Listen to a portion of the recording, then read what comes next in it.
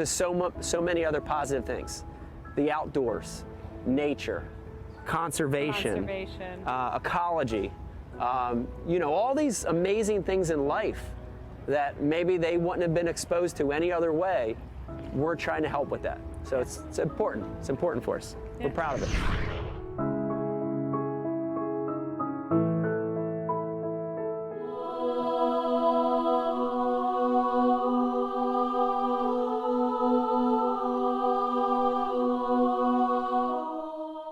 What is this foolishness? How many dreams can you shape in a minute, an hour? The kind of clean you like best. Lost 3 of my teeth, too. All right, so you lost. Next time you win. Steamy, hot, hearty, delicious, invigorating.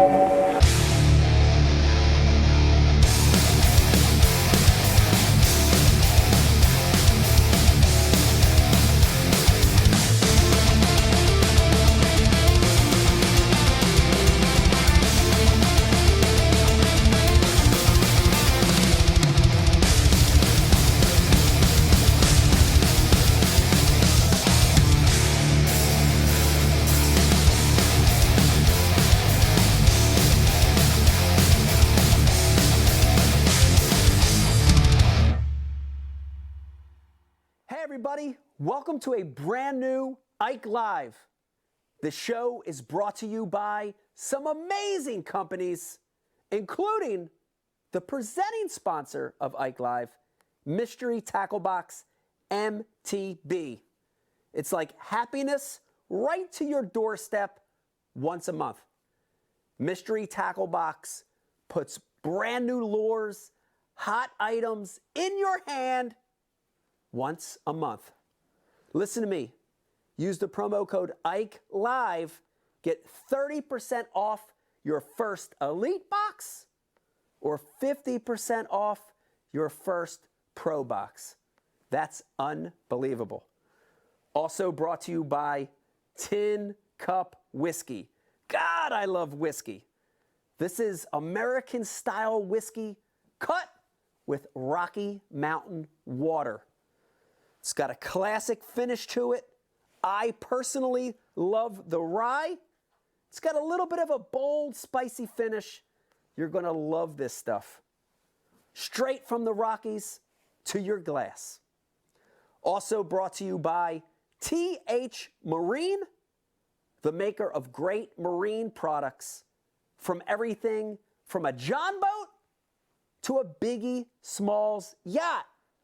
That's TH Marine. Go to thmarine.com, use the promo code IKELIVE, and get $10 off a $50 order or more. Unbelievable. Brought to you by Flambeau, the makers of the best tackle storage systems in the world, including the brand new Crank Bank and Blade Crate. Of course, every single Flambeau tackle storage system has Z-Rust incorporated to help keep your hooks rust-free. Go to flambeauoutdoors.com, use the promo code IKELIVE, and get 20% off your entire order. That's unbelievable. Brought to you by Founders Beer. God, I love Founders. I'm such a beer guy, and I like all styles of beer. Founders makes them. I want you to go to foundersbrewing.com, or even better yet, download the Founders app. And by doing that, you can find out what dealer or bar has Founders right near you. Also, they're going to keep you ahead of the curve on brand new beer releases. That's foundersbrewing.com. This show's brought to you by Liquid Mayhem. Scent matters. Listen to me. If you want to catch more fish, if you want to catch bigger fish, try some Liquid Mayhem, put it on your favorite lure, and you're going to get bit. Go to liquidmayhem.com, use the promo code IKELIVE. You ready for this? For 25% off your order of the best scent on the market, Liquid Mayhem. Also brought to you by Heshi Socks. That's right, Heshi Socks. Who doesn't love a good, comfortable, well-fitting sock? And guess what? The Ike Live crew had a hand in this, and we've got specially designed Ike-style socks just for you. Cushioned foot and toe, stay-up technology, and they've got a technology built in there where they won't stink. This is unbelievable, okay? Great designs, under $10 with the code IkeLive at HeshiWear.com. Also, they have Ike Foundation design socks. All proceeds go to the Ike Foundation. Brought to you by Torpedo Motors, the leader in electric motor drives. If you're one of the guys like me, you have a tiny boat, you have a John boat, you live on an electric-only lake, get a Torpedo if you want to be the fastest, most efficient boat on the water. Go to Torpedo.com. And last but not least, the Ike Live show is brought to you by Hobie Kayaks. Hobie is the Cadillac of kayaks, and kayak fishing is changing the world. Easy access, easy to get into. I want you to go to Hobie.com to check out their large array of kayak products, including the one that I use, the Hobie 360. Listen to me. Prepare yourself.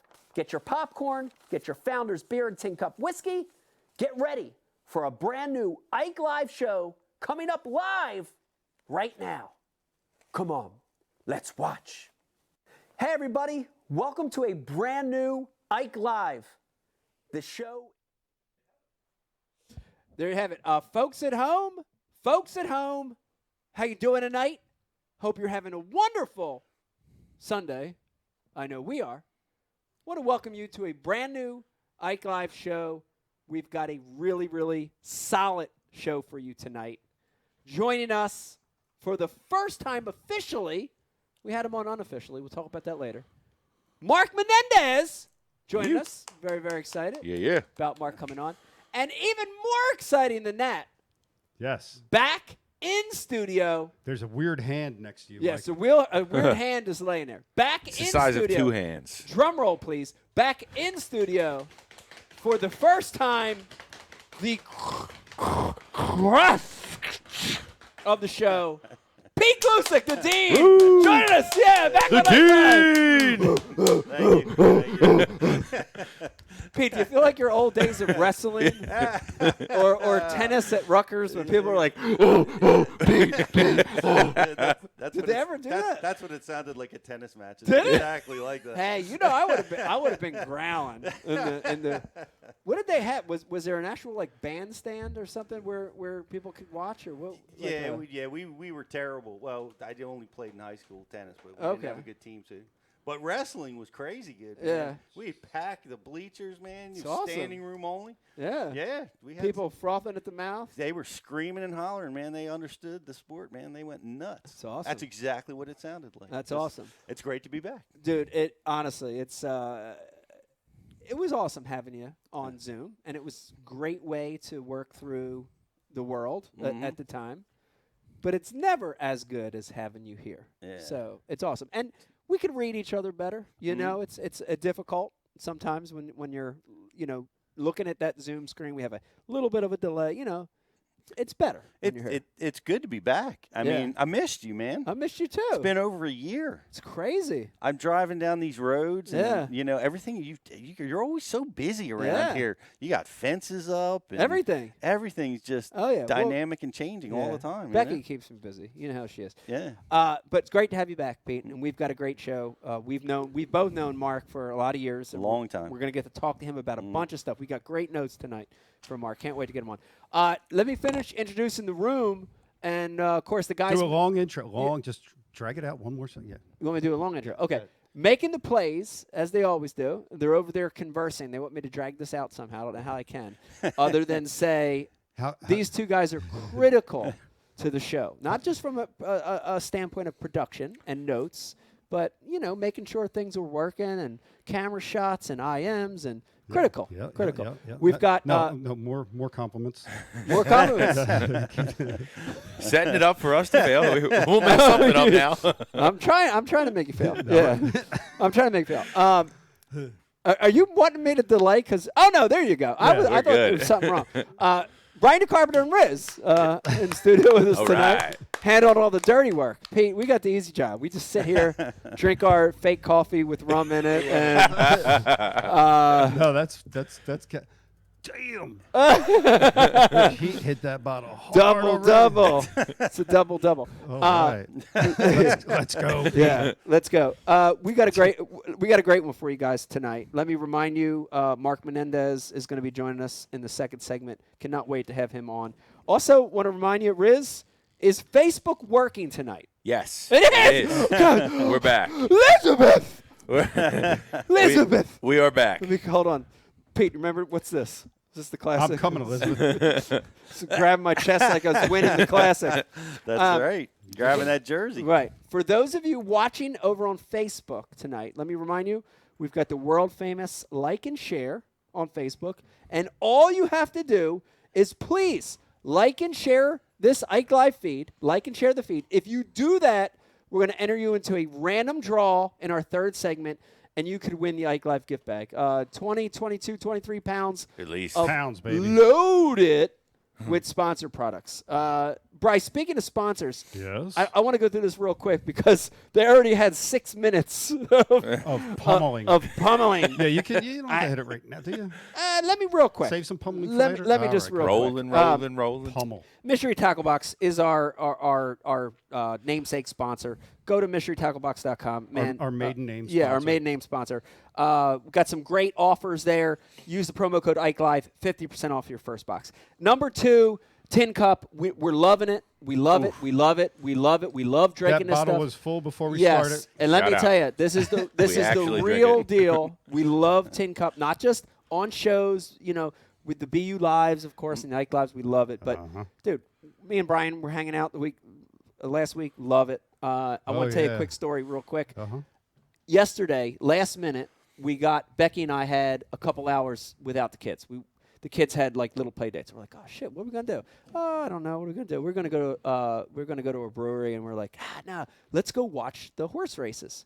So I'm like, cool. So we went up to the bar up there in Glassboro with the pizza joint because we love that regatta board, the cheese. and Oh, just- the Scallas. Oh, dude! Like we only had a couple That's hours, so good. we're like, we'll watch the races and we'll just eat Yeah. the shit. And look, and where they seated us was not at the bar, but like a two-seater near the bar. And I looked back there, dude. They got Tin Cup No at La shit. Scala's. Did they? Yeah, Yes. boy. And you can tell. Let me just give you a good story. Go to any bar, and when you see them Johns filled up with the label still on there, it's crap. Nobody's drinking that stuff. Dude, I saw me 2 bottles of Tin Cup back there, and I mean Nothing they were left. like that. They were Where that one's heading. They're getting where this ordered. one's heading. So great story. If we have 3 episodes tonight. Right. Great story. Can't take much. Great story about Tin Cup there. Also, new sponsor. You remember from last week, guys. I want to just give them a shout out. Empire Covers joined us, Pete. Very, very excited about this new partnership. Great thing about it is over the next few months, weeks and months, you're going to see this cover in action. We got Rizzo, one coming to Rizzo. You're going to get to see him with that. We've got one coming here to the house. You'll see on my tiny boat. Very, very excited. Made in the USA. Use the promo code IkeLive, 15% off any cover. Any cover. I mean, snowmobile, Good too, man. moped. If you're Chris Dubler, get one for your moped. You know what I'm saying, right? It doesn't matter. And then last but not least, Heshi. Brian. Dirty. Yep, well, go ahead. Oh, and I was just going to say Heshi Socks. And Dirty Ankles Dan yeah. used to wear Heshi socks. Right. Heshi Socks. Listen, you're wearing socks anyway. Get some great looking socks. Go to heshiwear.com. We've got the Ike socks, but more importantly, we have the Ike Foundation socks. And the proceeds from the purchase of those socks go to get kids fishing. So please head over there, heshiwear.com. All right. There you go, Miss Janet. Happy about that. We want to make her happy. Let me talk about the beer real quick. That wasn't on there, but I do want to talk about it. We were for real talking about this before the camera went on. This is new, Bri. Yeah. You got the hookup. What is this? Talk a little bit I haven't about tried this one is yet. freaking I'm excited. good. It's this. I'm loving this. Yeah, it's a session wheat ale. Yep. Yeah, It's good. Do a I'm little not- close up of that there, Bri, so everybody can see what this can looks like. It's all day vacay. All day vacay right there. Little different looking can than you're used to. Yeah. Whoa. But dude, this is I wouldn't call it Really a good. summery beer. I would call it a Yeah. light-bodied, drinkable, very drinkable beer, which I like. Looks good on the can. Yeah, like I almost can't wait for one of those like 90, 100-degree days where you're like, ugh. Like that's when I want to drink this. Thursday nighter? Yeah. Thursday night beer league. Right. Getting one bite all night. Good stuff. Can't Shout out wait. to Founders. It's good stuff. Let me see here. Just that Pete's coffee is already on the board. And Pete's Heritage's coffee Wow. says, "Yes, I'm finally back in studio." Yeah. Yo, it's been a year. It has been a year. Been over a year. Over a year. Yeah. I think it was February or March. I think March. I think March is March. when things got shitty and Yeah. and it was everything was turned off a little bit. It's great. It is great to have you back though. I love it. We've always talked. We suffered a little in the beginning, and like I remember, Brian, it was like a roller coaster, because when the pandemic hit and this was awkward. You know, we weren't able to have anybody in studio. You know. It's just that this show, it didn't really work good. Like other shows work because I don't think the dynamic, Right. interaction for this show is very, very key. It's different. There's no doubt. I Yeah. mean, you're face to face. You see your expressions. There's no delay. Right. We had to learn how to read Yeah. the delay Right. and try to read facial expressions. And tough. you're looking at the screen over there Right. for me. Yeah. And Yeah. It's this big. yeah, It's a little you tiny. can't see what I'm what's Yeah. going on over there, and Yeah. it's a lot trickier. There's no doubt, but we survived it, you Yeah. know, Yeah. and we had some great shows, and it's really cool being back, you know. Well, it's great having you back, and we are headed in the right direction. I like the things that I'm seeing. I think as people get vaccinated, things are opening up. The world's getting better. I can't wait, Brian Carpenter, to start having guests come back through. Like that's the next. We've had a few, right? We've had a couple good ones. Corey and Daniel. Corey and Daniel. Cool. Yeah. We've had Ben Milken in with us. Yeah, and Ollie. Yep, we've had Oliver Oliver Nye, in yeah. with us. So it was nice, but I can't wait for the day when that steady flow comes back. I'm very, very excited about having some of the elite guys come through. Do you know what followed the pandemic in 1918? The Roaring 20s. Bingo. Whoa. That's right. Yeah. Well, let me corner you on this, Pete, because we've off camera talked about this. I want to corner you on it. What's one thing you really can't wait to do when things get back to normal? Is there one thing? Honestly, So many ideas. yeah. I have so many ideas for you, Pete. Do you want to give us one?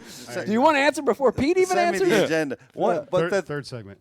The thing you were just talking about, this is going to be weird. Yeah. I haven't been to a restaurant since February Right. of 2020. Wow. Yep. I haven't sat down and dined, Really? haven't taken my wife out to, have drinks and dinner. I think a lot. I I'm think a looking lot for- of I'm looking people are in forward to that boat. Where Yeah. you want to get back to that, just being able to go out and socialize and have a good meal, and The Yeah. Sizzler misses Yeah. you, bro. the Western Sizzly is missing you. Yep. Yeah. I'm looking forward to vacations, and Yeah. there's just so much that we opted not to do, and Yeah. but we're all safe. We got through it. Yeah. I think we did the right thing for us, and Yeah. and it's I'm fishing again. Yeah. It's nice. I'm doing these tournaments. I'm going Opens to the are coming up. James, and- Yeah. Yeah, I mean, I'm not, the all the stuff that really threw us for a loop, like staying at hotels you were concerned about and how Yeah. you're going to manage all that stuff. Yeah. And it's all getting better Yeah. every day. So Yeah. it's just, for me, it's just like Brian said, man, the Roaring 20. That's why I feel I'm like, man, I'm just opening up. He's ready to dance. Yeah. ready. Well, I'm ready. speaking of ready to dance, Becky and I had this exact conversation the other day. I want to repeat it. We asked the same question sort of to ourselves. We were driving the other day, and I told her, I said, the one thing I can't wait to get back to. You ready for this? Now I know I'm almost 50 and all that shit. I don't care. Come Don't tell nobody. I cannot wait. As soon as things get back to normal, I'm going to the first metal concert I can find, and I'm getting in that fucking mosh pit. Yeah. I cannot. I want to mosh, dude. I want to get in the pit. Like, I was thinking about it, and like Becky the other day, I was trying to explain it to her. She's like, "Oh, everybody's just getting in fights and you hate each other." I'm like, no, man. I'm like, there's a code in that pit. Yeah. And she's like, what do you mean? Do you know about the code? I know. Brian the Carpenter, code. you want to explain the code of the pit?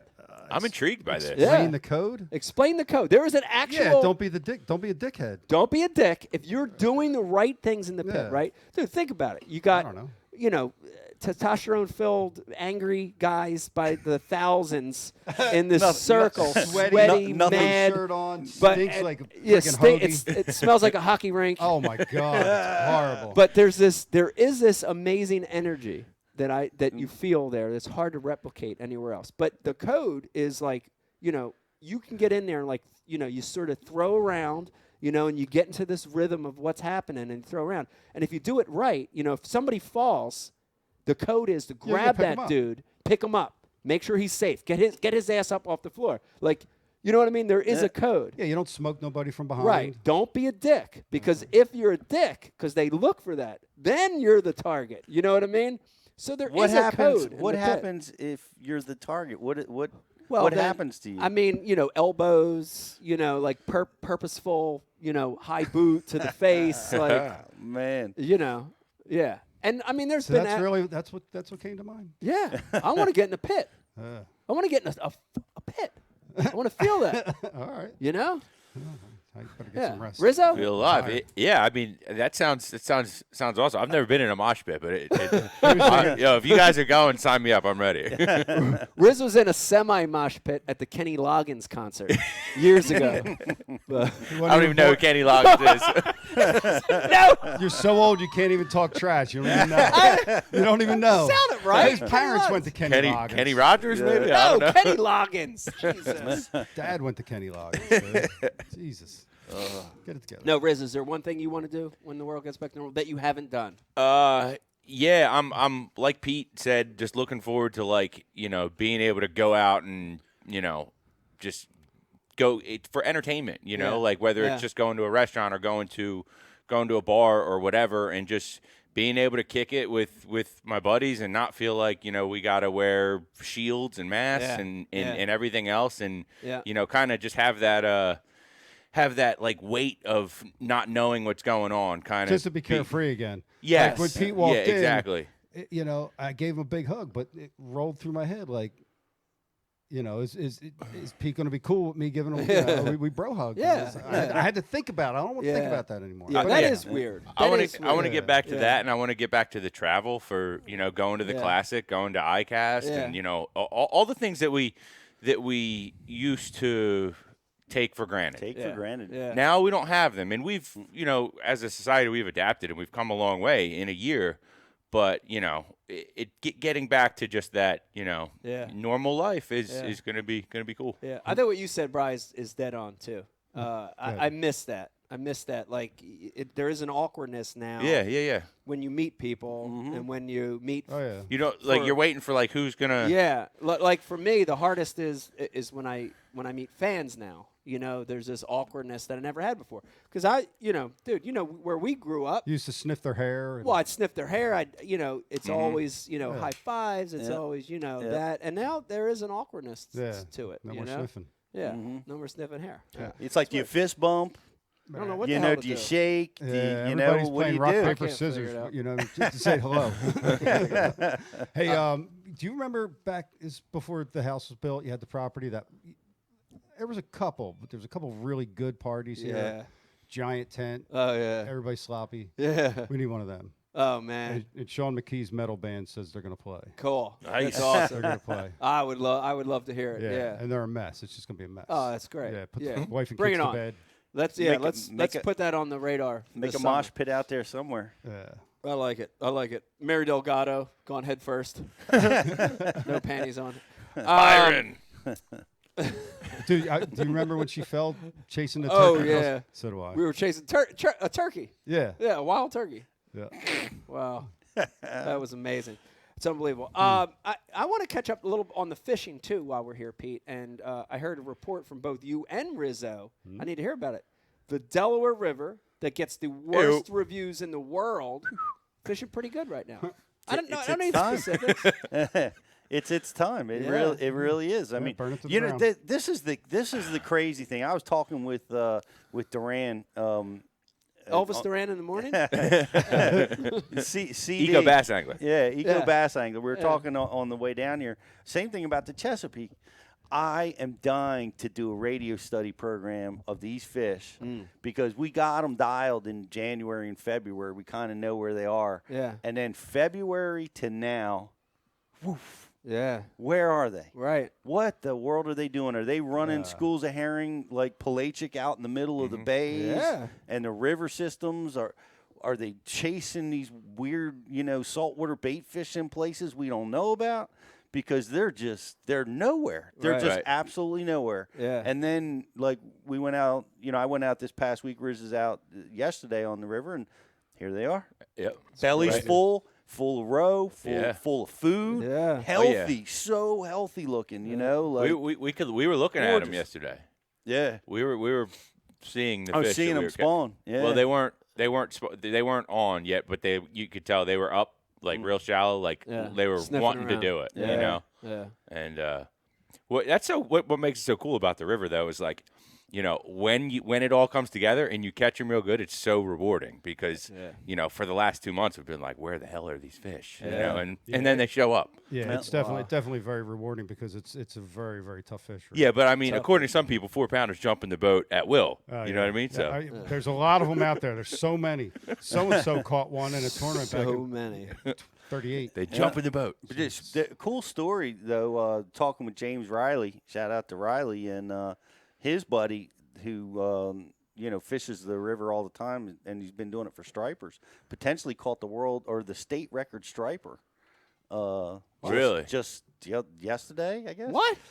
There was some striper boats out there yesterday. He measured doesn't have a weight on it, but it did the length and girth calculation and came up at like 61 pounds, I think, which is 10 pounds in excess of the state record. Are you kidding? Wow. No, dead serious. That's a giant. When did this happen on the Delaware? 61. Yesterday, day before. Maybe it was last couple days. Yesterday there was more guys striper fishing on the Delaware than I've ever seen. Yeah, because word got out. Like nice rig, like really nice rigs, not like Timber Creek rigs. Like I'm talking like The Timber Creek rig, like the one that used the the Tupperware buckets, put it on the cowling as his cowling protector. Exactly. That I mean, was great. I'm talking like $300,000 center consoles I was seeing on the river. Like, what is this guy doing here? Quad Yamahas on the back, quad Yamaha 250s. I was River's asking, got is there the some kind of stripers, man. tournament? They have the stripers on that river. They have the big Snakeheads, striper too. run. And boy, you go out there and hardly anybody fishes for them. Yeah. And the other cool thing about it is during the summer, like the stripers stay, like the ones that are as long as your arm. The 5s to 10s. Yeah, they stay. They stay. And Yeah. they'll school, and you can follow birds and run them right through Fun. Philadelphia and Fun. catch stripers all Yeah. summer long. So you're complaining there's not enough people burning it up out there? Come burn up our stripers. Interesting, in the last year, I'm catching a snakehead, at least one snakehead now, every time I go. And I'm catching snakeheads like flipping. It's not always on buzz baits and spinner baits, Yeah. like Interesting. Yeah. all sizes. Yeah. Yeah. All shapes. Well, see, the same thing happens on the Chesapeake where they disappear, right? They're nowhere. Like the BFL that we fished, it was a stingy fishery, Yeah. and very, very tough. And then every week that goes by, all of a sudden, woof, here they are. Yeah. I don't know where they were. They were running out in the ocean, maybe. Yeah. I don't know, but then they show up. Out in that deep water doing something. Doing creepy stuff. Yeah, we're going to get Charles here on in a second, Brian, but I did want to mention you had in the notes. I think we should talk about it real quick, maybe pour a little bit out. We had an angler pass away at the fishing an MLF Toyota Series on Rayburn, I guess a few days ago. Thursday. Pete Lamont, is it Lamons? Am I saying that right, Brian? Yeah. Okay, Pete Lamons Jr. passed away. Pour a little bit out for him right here. Hate to hear any of that. Hate to hear any time that one of our guys passes away, especially in a tournament. So Yeah. shout out to thinking about his family and everything. Shout out to Played in the to them. Super Bowl in 1969. Wow. New York Jets? Former pro player. Wow, it's crazy. For the Jets. Well, do you have any details on I transpired? No. I had heard he fell out and he was unable to get pulled back in the boat. That's all I heard. I don't know the cause. You know what I mean? Like they didn't go into detail. Was it a heart? Do you know any details? I don't know if it was a heart attack or if it was like he was 77 years old. He was 77. Yeah, but I don't know. Well, good for him being out in the tournament. Absolutely, at right? 77. He lived his life. That's awesome. Yeah, yeah. Great life. Yeah. I think he fished like 50 or 60 events. Too. Yeah. So we've got a special surprise guest coming on. I want to introduce him. You guys know him as Sir Charles. We know him as our friend Charles. And he's going to come on. We're going to corner him about a couple things. He fished a little derb, I think we're going to corner him about. But the most important thing, Brian, we're talking about is Half a Spot has this amazing tournament going on, virtual tournament happening. And it's a really cool opportunity to fish against some of the best pros out there. Thank you. Including Brian the Carpenter That's and right. Rizzo. And if you have talked a lot of smack and you want to try to beat these guys, this is a great chance. So we got Charles coming on to give us a little more information. Charles! What up, what up, what up? What's up, bro? Chilling. I'm out in the garage. I'm having a cigar. I'm drinking my sorrows. I've gone through already a 6 of bottles. Waiting for you guys. Tell Becky I'm going to be late for work tomorrow. Okay. I'll tell her. All right, now first things first. So Brian the Carpenter has his little man cave, little garage boat shop. Dave Brodzik has one. They've both come up with these amazing creative names for their man cave. Do you have one? Brian, what's yours, by the way, again? It's the X24 Garage Bar Lounge and Studio. There you go. And Dave has a good one. What's Dave's? I have no idea. He told me the other day. I can't remember. It can't be that good. Couldn't be that good. Charles, do you have a name for your man cave? Well, it's the Garage Mahal or Charles Cigar Bar. So like Charles Cigar Bar. I like that. I'd like that a lot too. Yeah. So the Garage Mahal is the one that fantastic. is thrown around a lot. Okay, I like it. All right, so first things first, Derby. You had on Lake Kapakong, no practice, gone in blind, doing some guessing. Give us the results. What you come up with? First things first. Before that, okay. I think going back to what you guys were looking forward to, Riz lied. He's looking forward to more Tinder dates. Oh, yeah. Kenny Loggins wrote "Highway to the Danger Zone," so shame on you all for Highway to greatest freaking pump up song of all time. Who doesn't know that? I mean, it's in the running. I don't know about greatest, but yeah. Go ahead. Pete's looking forward to wearing those tennis shorts again. Got out Pete's tennis shorts. Pete's favorite tennis shorts. Yeah, they stink still too. I'm sure. Ew, yuck. Brian the Carpenter probably wants to drink more tin cup. Wait, never mind. Yeah. Luke Foley, please stop sending Brian whiskey, please. Don't do that. I'm a grown-ass man. Luke, keep sending it. Yeah. Brian's looking forward to letting his ghost out again. His ghost has been on lockdown since March. My ghost scared Dave away. Brian's ghost and Dave got in a fight. He'll never come back now again. So the Derb, man, the Derb was stingy. Popacon was a shit show. Well, tell me give me water temp. Give me details here. All right, so I launched in the southern portion to the east side of what we talked about. Not telling people what we talked about. Yeah. And I fished the backwater. 58 degrees, 57, 58. Wow. Caught one in the right off the bat. Took me another hour or two to get a bite, and I kept like, all right, I'm gonna go out to the main lake. I'm gonna go out to the main lake. I went to the main lake. I'm like, holy shit, I'm going back in because the main lake looked like the Atlantic Ocean. My butthole puckered up, and I 360'd my rear end back into the cove. And then I didn't get another bite until 1 o'clock. The Derb was over at 3. One guy caught a limit. Sean Augie, shout out. He kicked our asses.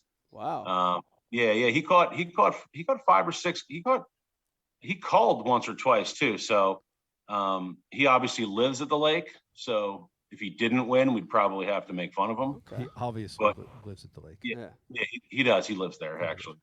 Yeah. So, but yeah, it was tough. It was fun. I tell you what, though, no sponsor pitch, nothing. This stuff right here saved my day. This stuff Look at right that. Yes, Liquid Mayhem. No We love joke. it. I couldn't get the last 2 bites, and I just, I rubbed it really like this, Yeah. nice, gently. Sticky Man. icky. Yeah. Ooh wee. Yep. I saw that in effect yesterday as well on the Delaware. I was with Johnny Valdez, and we were fishing the same spot, and he put some Mayhem on his jig, Yeah. and he cast it out and just let it sit there, and he's like looking around. He's like, got one, and he caught one. Wow. And he's like, dude, I was just dead sticking. I was like, really? That's all you're doing? He's like, but I put some Liquid Mayhem on right before. It's crazy. It's crazy. And he proceeded to catch 3 more in 3 casts. It's the So real deal. Seen it too many times, over and over. It was tough, man. But by the end of the day, it looked like, the males were coming up, and they wanted nothing to do with anything you threw at them. They weren't locked on. They weren't, they were just fanning some beds and moving up, and it just, it was tough. But, I got to go fishing, so There you go. And you didn't skunk, right? You caught a few. You put a few on the didn't board. skunk. I finished fifth. So, There you Have go. it. Points. Yep. It's a neat lake. Yeah. My man. Positive momentum. Yeah. Speaking of points and Mhm. positive momentum, Charles, I need you to talk about this half a spot derb that has just started. This is a big deal, right? Because I want everybody to know, and I'm going to let you explain it, but the prizes for this, the winners for this is a experience of a lifetime you Yep. will have if you end up winning this, Pete. You ready? This isn't, and nothing against some of the other virtual tournaments we had, because we've had some good ones, and we give away cool prizes, tackle and product and all this. But this goes above that. Charles, fill us in on this half a spot virtual event. What do we have happening with this thing? Yeah, so this is the first of its kind. Oh, There are 2 divisions, North and South division. And within each division, there are 3 categories. You can fish with a buddy from your bass boat. You can fish from your kayak, or if you're a bank fisherman, you can fish from the bank. So no one's ever had a tournament where it intertwines, all 3 different, categories or different levels, whatever, of fishing. So listen, if you don't have access to a boat or a kayak, and you beat the street like our guy Philly Fishing, what's it, 215? Shout out. Hell yeah, 215. yeah. baby. Yeah. undisclosed location. Undisclosed location, Gambler Lures, Yeah. shout out. Yeah. That guy, by the way, eats better than anyone I've ever seen. He eats crab legs like 3 times a week. I don't know what he does for a living, but I wonder if I he's think that's what hiring, I 'cause think that's like what he crab- does for a living, Charles. Eats crab legs? Yeah, and Wow. buys expensive tackle. That's awesome. He has every JDM reel known to man. He has more stuff than you, Ike. He does. I'm sure he does. And he So- has a lot of hand-tied jigs, which I like too. So. Yeah, he does. He's good. Bare hands. Tied him with So- his own bare hands. The half a spot deal, there are 3 qualifiers in the North region, 3 in the South. The 3 in the North will be fishing against Ike Live, Mike, and Stray Cast. Oh. So if you, again, fish from a bank, you can sign up. Yeah. Fish from a bank, fish from a kayak, fish from a boat. The 3 in the South are against Ben Milliken, whose derby is next weekend. Big Frog and Ish Monroe. Oh, Ooh. wow. Yep. And Zach Burge. Wow. How about that? Wow. Yeah. So here's the cool part. Yeah. You fish 2 out of 3 in your region. Again, no matter what you fish from, and you finish in the top 15 AOI, you get to go down to, it's not official yet, but it looks like it very may well be Lake Gunnersville, Whoa. and fish against those guys live. That's freaking In awesome. How about that? Wow. What a tournament. Half spot virtual Yeah. tournament. Come out. And I want to Never tell been done. everybody, listen, I'm just telling you right now, this is going to be amazing. Ben Milliken, Ish, Zach, the Yeah. Ike Live guys, myself. Dude, that's a crew right there of guys that can catch fish. The straight cast guys, not so much, but the other ones, for sure. They got good, can better catch 'em. fisheries than we got, though. Do they? I don't know. I think they got some big lakes. So whatever. Okay. We'll see. We'll see. So, I got some pretty bad ones down I here. got a few. I got a few questions. Like, are do the boaters like compete against the boaters and the bank guys against the bank guys? How is it all? How is it all measured? Pete, that's why I love you so much, because you're a details guy. You keep me honest here. So yeah, online, obviously for the qualifiers, online, if you're in the boat division, you fish against other boaters. Okay. If you're in the kayak division, you fish against other kayakers. If you're in the bank division, you fish against other bank anglers. That way it's a level playing field. Got it. That makes sense. Yep. When is this? This all goes down when? So some dates to remember. Next weekend, if you're in the South, all the rules and all the regions and everything is on Half a Spot. Just download the app, throw up a picture of yourself. It's actually a pretty cool app. It's just like a face base, but for fishermen and hunters. So a lot of fish pics, no Riz. There's no dating on it. Says who? But- No dating. Yeah, well, maybe there is. playmakers make Slide it in out, some Half a Spot DMs, Riz. Oh, what? So next weekend, it's fish against Ben Milliken, May 7th, 8th, and 9th. Your best 5 fish. And the prizes are cash, and there's other prizes thrown in. The cash is all determined on how many people sign up. So the more people to sign up, the more cash is out there. Yeah. And then the next one will be Ike Live. It'll be moved up a week because I forgot about the Classic. I mean, Yeah.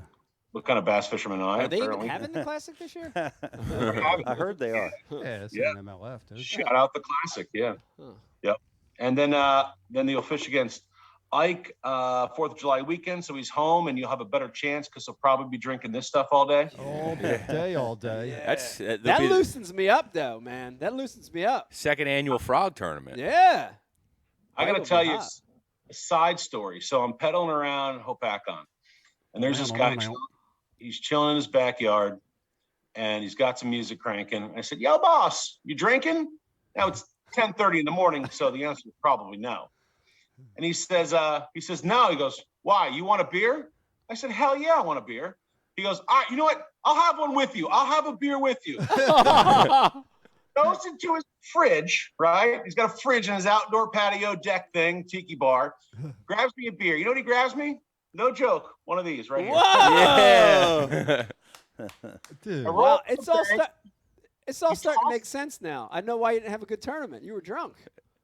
Shh, don't tell my wife. That's awesome, man. Shout out Garage Mahal for hiding from my family. Thank you. Yeah. Yeah, he tosses me one, and he and I just sat back for a few minutes, and we had a beer. And we talked about life and liberty and justice for all. Pursuit of happiness. Wow. Happiness, America. That's the privileged North. They just hand you beers as you go down. Here the we It's go. actually nice. It's nice because I'll defer to Pete on this one as well. Lake Hopakong residents, in my experience of tournament fishing, are not always that. They're throwing Not empty super beer cool. cans at They're you. yelling at you. They're throwing shit at Hitting you. golf balls. I've fished docks where I've had to endure Maybe it's being your approach, hosed, though, dude. being hosed down. You got hosed? Oh yeah, hosed down. Or the one dock had a motion detector That's the one. with a sprinkler. It was right in Lee's. It was this famous dock that everybody knew about. It wasn't like it was secret, but release fish would use it all the time, and it was great dock. And I remember I just enduring it. I would go, it was always for me a midday spot because dudes would fish it first thing. Dudes would fish it at the end because it's near where we'd ramp from. But I'd sneak in there about halfway through the day, and I'd go in there and I'd put my rain suit on. And my partners would always look at me like, what in the hell? It's sunny out. It's calm. I'd put my bibs on. I'd put the jacket on, zip it up, put my hood over, put my glasses on, and I would just go up there. And I'm getting hit with the spray. I'd pitch that stone jig up around that thing. Yeah. Yeah.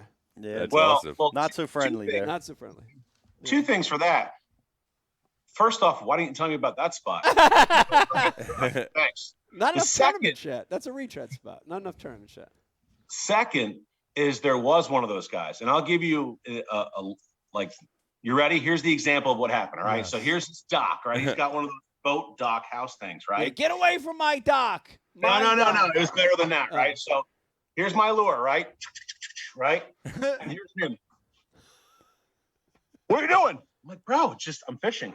Screaming at me, yelling, throwing his hands up there. You can't fish here. You can't fish here. I'm like, it's a lake, dude. God owns this water. God owns the water. He does. You don't own the water. Yeah. Yep. Yeah. That's a rough crowd. I don't miss that part, Yeah. having to deal with that crap. Yeah. And No. but you got to be courteous too. A lot of anglers are just sideways, man. They'll take 3/4 ounce jigs and smash them against fiberglass hulls Yeah. and Not on leave purpose. crankbaits in boat covers, and you know what I mean. Yeah, and it's happened to me other places. I would say the Northeast, it's happened more to me, but I've had those experiences in other parts of the country too. Yeah. You know what I mean? So, Really? oh yeah, The Chessie? it doesn't happen as much down south, but Oh, the Northeast. I mean, I yeah, got the you. Northeast. I got mean, you, yeah. Fisheries down south. Generally, more people fish down there, right? They get it. So they get it. But Yeah. I have had bad experiences Yeah. in those They live places. on the lake because they got money, not because they like water. Right. Right. I got you. Right. Hey, Charles, Pete's Girth wants to know, is the Midwest combined with the North or the Northeast? He's never going to come back, Pete's Girth. Now knock it off. Be nice. Shout out We Pete's just say Girth. courteous. Bastards. Midwest, Yes, Charles, but- combined. So the Midwest, it's broken down on the app in the regions, and I mean, there's a pretty fine line right down America. Yeah, right down the middle of the Freedomville. So I mean, go on, depending on where you live, you can check it out. But I don't know where Pete's Girth is checking in from, but So there is a map, though. there is a map. Okay. There is a map. What Yeah. is that? Catchco. Yep. Norman.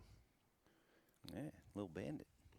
Yeah. That's a good one. Oh, Well, all right, this all right. is, I got to tell you, listen, if you're watching or listening right now, if this sounds too good to be true, it's because it is. Man, enter this thing. I think Charles hit it on the head. Dude, you don't have to have the $100,000 bass boat. You can, but you don't have to, right? You could have a John boat, tiny boat, a canoe, a freaking kayak, hip waders, a freaking Rocky boots, right? You can enter this event and have a chance to fish against some of these guys. It's exciting. So Very exciting. if I'm on them, right, and I'm catching them, can I enter the tournament too? Because I know I'll tie myself. And then I think just got that's to beat Mike disqualification. and the No, other you- guys. All you guys are the same. All you I guys. got all the other pros going, hey, can I win the money? True Hey, you guys. can't teach the class and take the lunch money from the kids. That's not working. Not right. No. No. Sorry. No, I can't do that, Brian. Hard no. Sign my little bit of clown. How are you gonna fish, Mike? Are you gonna bank or kayak or boat? I think I'm gonna do tiny boat and or kayak. I think I'm gonna change it up. I'm gonna give myself, I'm a July time frame. I like that time of the year. I like getting places where the other boats can't get. Right. I like getting up in those mats. I love that trout stream pattern, dude. In August, in July, in August.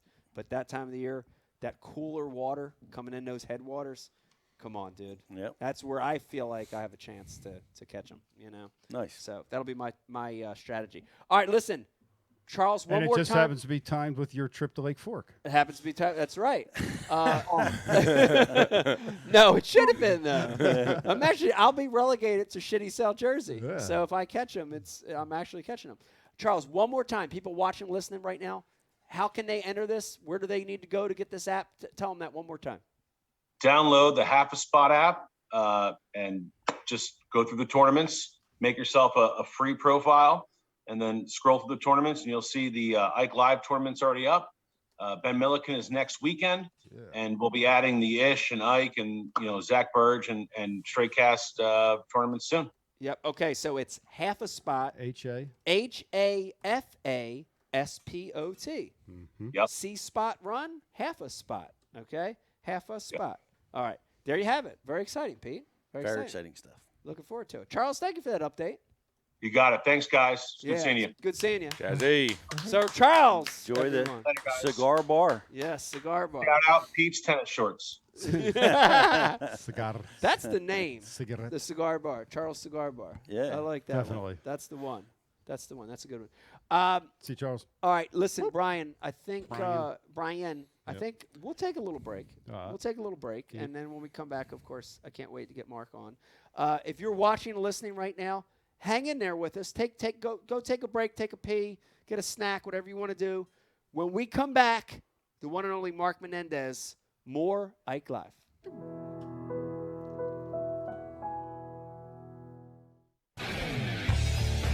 You work hard to catch your fish. TH Marine has 2 products to ensure your fish survive. The Oxygenator injects 100% pure oxygen into your live well. That increases fish survival by 35%. For the perfect combo, add G-Juice Live Well treatment. It calms fish, stops bleeding, removes ammonia, and replaces slime coat.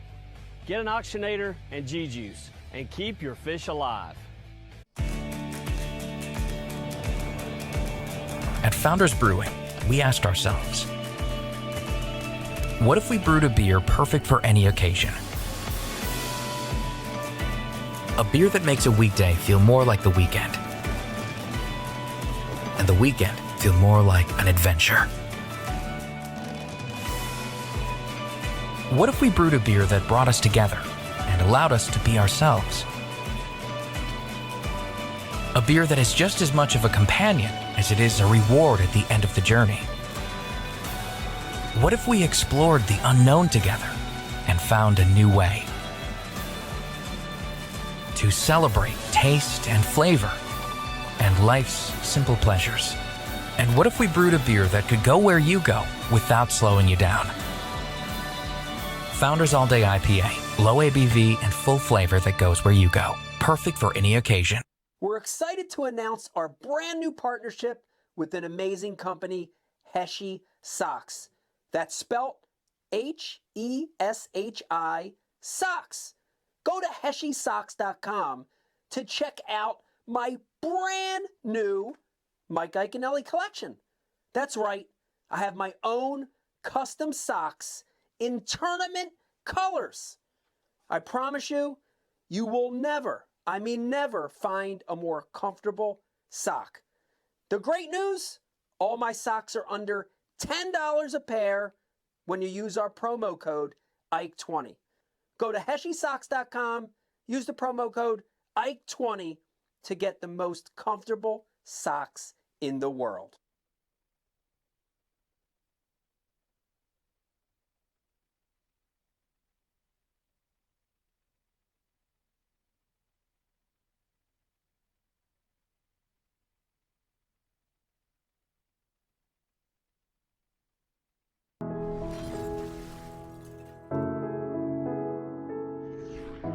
You know, right now where we're standing, we're in Camden, New Jersey. Yeah. Philadelphia is right there. This is the concrete jungle. And, you know, a lot of those kids, as they grow up, they don't fish. It's interesting because they're surrounded by water, you know, the Delaware River, the Schuylkill, ponds, city park lakes, but they don't have the influence to cast, to fish, to have a rod and reel. And that became our focus, you know, is to target kids in what we call non-traditional areas, you know, urban areas, city centers, where the population's high, and let these kids have an experience. You know, it's amazing. I mean, some of the experiences we've had, whether it's Central Park in New York City, here in Camden, other parts of the country, even just casting. Yeah. It's unbelievable to see it, isn't it? Yes. It's unbelievable. Yes. And you know, you see these kids have this experience they've never had, and they light up, you know? The big thing, I think, for the Ike Foundation is we're not saying we want all these kids to become professional anglers. No. Be great if some of them did, but we want them to have that fishing experience because it ties them to so many other positive things. The outdoors, nature, conservation.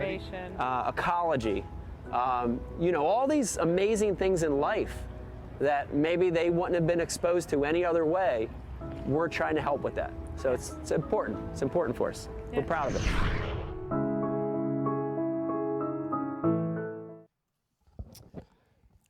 Hey, everybody. Welcome back to a brand new Ike Live show. I hope you're having a wonderful Sunday. Man, I know we are. We got a good one for you tonight. Joining us in just a little bit, we've got the one and only BASS Superstar Pro, Mark Menendez, joining us. Very, very excited to get Mark on. Officially the first time we've had him on. Well, unofficially, we've had him on before. But real quick, also, during that break, look who joined us, Miss Rebecca, everybody. Rebecca. Dude, this is No need to really, yell. We all have headsets on. dude, this is really starting to feel like the old Ike Live. Yeah, that's I'm starting the way to get we used that to do it. feeling. This is awesome. You know what I mean? I like it. It feels great. We were speaking earlier, Beck. It's nice to have Pete in studio again. Look, you can actually see him. Look, he's real. Look, touch. It is. Do I have one of those little foam things for this? Because I swear to God, I think you guys can hear my breathing without it. Nah, the foam. Here, put that fake mustache on there. That'll work. It's so weird. That'll work. It doesn't matter. It's just me breathing heavy, everyone. That's all right. It is nice to Making this show Yeah. Making people sound like We got to R-rated. yeah, R-rated. Is that why it was? There's no foamy on that. There's no foamy on that. There's a whole thing of foamy somewhere. Who Oh, cares? well, for crying underwater. Whatever. It doesn't matter. Yeah, Riz, grab me one so they don't have to hear me breathe. Yeah. Oh man, that one's got a foamy. Wait, hold on. That's Rich's at its live. Who cares about the foamy? Can you hear me breathing? No, we can't hear you breathing. It's in my head. It's in your head. You're I good. hear it. Did you smoke marijuana when you came in here? Are you paranoid? No, I put the kids to bed. Oh, okay. I sat in the sun That'll all do day. it. All right. I put the kids to bed. Yeah, that is like. All right. Don't sound so paranoid. Vitamin D overdosed. All right. It's nice to have everybody back in studio. It really is. Okay, so Beck, since you're back in studio, this is like old times. You know I got to ask you this. Who you wearing? Who you wearing tonight? Take a deep breath. Who you I wearing? know. Breathe for us. Everyone's gonna hear me breathe. I think these are some really comfy Anthropology palazzo pants. Palazzo. What makes pants palazzo pants? They're big and flowy. Here's the Okay. thing. The kids had games at noon, 3, and 5 today. Right. And I knew the weather was going to be sunny and warm. Put that over the mic. Here, wear this and see if that cuts the breathing in. Hold on. All right. This is going to help. So I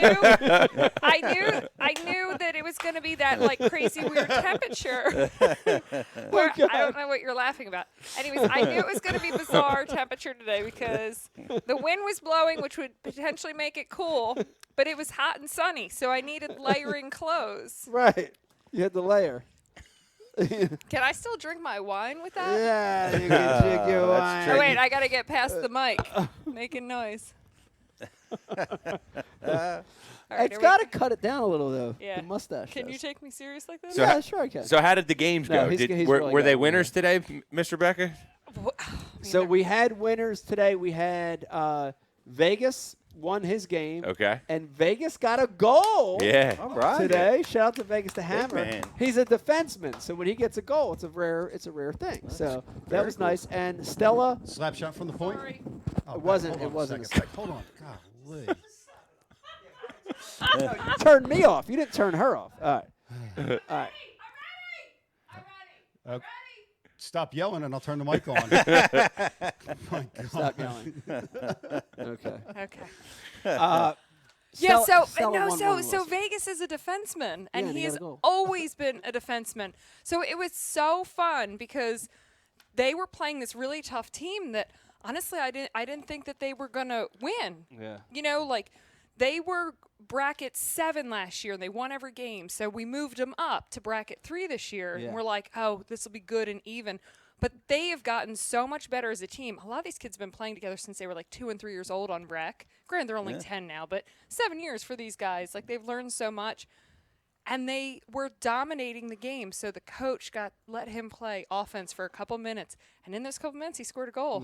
That's awesome. Great. Yeah. Very cool. Taking And, advantage of the opportunities. Yeah. That's right. It was so fun. That's right. And Stella won one and lost one, so she had a good run too. Yeah, she's That was nice. She in soccer or lacrosse? in lacrosse. Okay. Did you say they were playing since they were 2 or 3? Yeah, because think about that. You put them in that little like rack where like the goals are this big and they all just teeter around and kick balls. Like they've been doing that together since then. Robots. Yeah. Robots. That's cool. Put the glasses back on and do that. Yeah, put the glasses back on. That was more fun. Let me remind everybody, you're watching a brand new Ike Live. We've got Mark Menendez joining us a little bit. Let me catch up on a couple things real quick, Pete, if I can. First one is, want to remind you, we've got the like and share contest going on, Riz, over on Facebook. If they like and share the feed, if you're watching over on Facebook, we will enter you in a contest to win this bag. Also, Riz, correct me if I'm wrong, but we want to hear from people. We want to hear from them. How can they get a hold of us if they want to ask a question or a comment? What can they do here? Absolutely. As always, guys, you can watch the show for free at IkeLive.com. That's www.IkeLive.com. Also, we're monitoring our Facebook feeds and our YouTube feeds. You can find both of those at Ike Live. And on the front of our Ike Live Facebook page, you can see all the discounts you get with our Ike Live promo code to the awesome companies that we work with. That's awesome. We didn't do it in the first segment. Policemen, firemen, EMT, thank you guys for what you do. Doctors, nurses, crazy world. We appreciate it. It is 2 things I want to catch up real quick, and we're going to get Mark on because I can't wait to get Mark on. It is Big Bass Week on all the channels, Pete. This is exciting. And I mentioned this in a social post, but what a great guest to have on Ike Live tonight. Right. When we're talking about big bass. And we're going to corner him about that. He's caught, in fact, one of the biggest bass ever. It was the biggest. It was the when biggest. it was caught. When it was caught. And Mark Tyler broke it with a 14-something. But Mark Menendez caught a 13.9. Okay, yeah. Dude, giant bass. And it is Big Bass Week on the Ike Live, on the Ike channels, the BU channels, the Ike Foundation.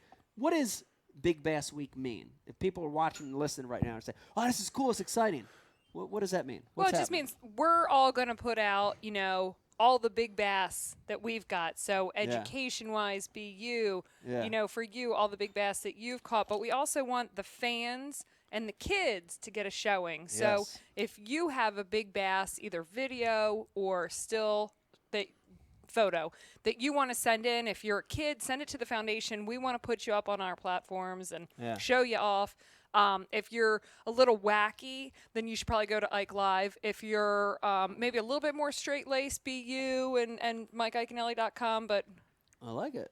Okay. All right. There if you have you're it. here, just go to Ike Live. And if you're zany and wacky. Zany. All right. There you have it. And hashtag is Big Bass Week. So I invite everybody to follow along with that. Also, Beck, I'm glad you're here because I want everyone to know we've had already 3 or 4 conversations about the upper Chesapeake Bay already. Ooh. Yeah. But Ike Foundation Celebrity Pro-Am, Pete, huge success last year, coming back to the upper Bay in 2021.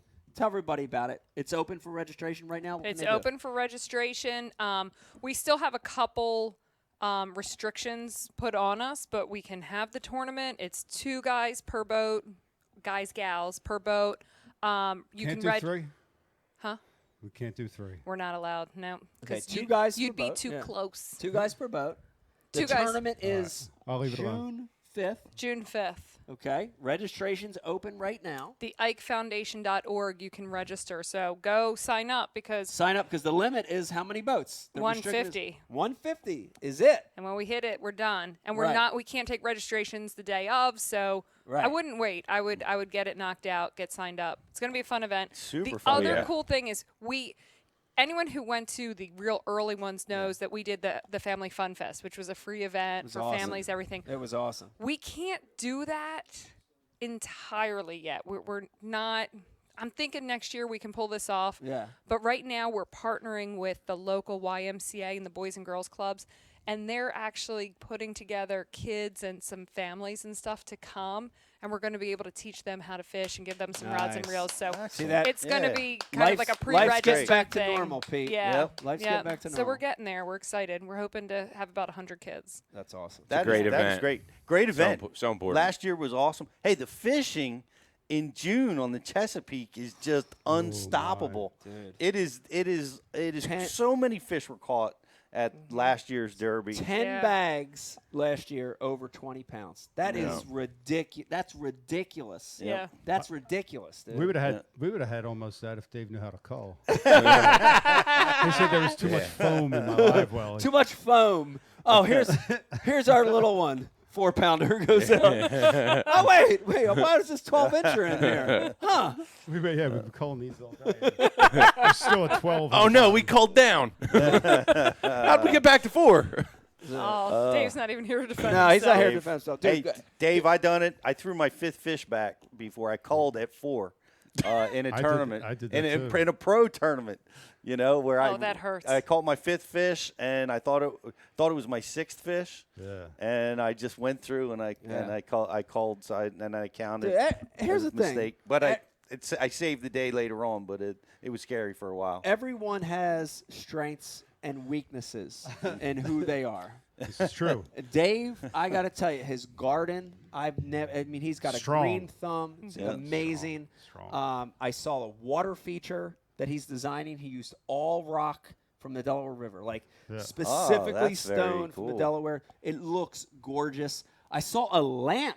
Does anyone that he else want to built. go with a rock that's not from the Delaware River and just stick it in and see? He'll notice. He will notice. He will. I saw a lamp that he built out of driftwood, like this amazing, beautiful lamp. So he's creative, Dave he's loves smart, he's articulate, but in culling his math skills, No, math. Math is bad. very bad, His math And is directions. very bad, Oh, my God. very bad. Directions. Dave's not very good. Go at that. east, follow the sun. Yeah, yeah.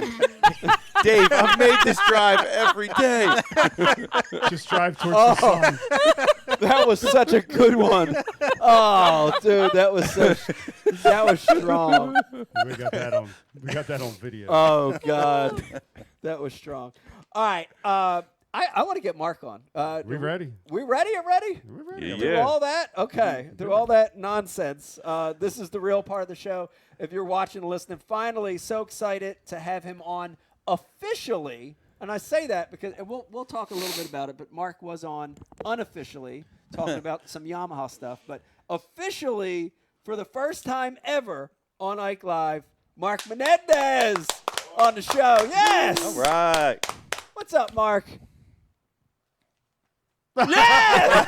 Yes, Brian! Yes, you did it. Oh, Brian did it. Of course I did. oh man. We're blaming it all. This is 2 Ike Lives in a row, Brian the Carpenter.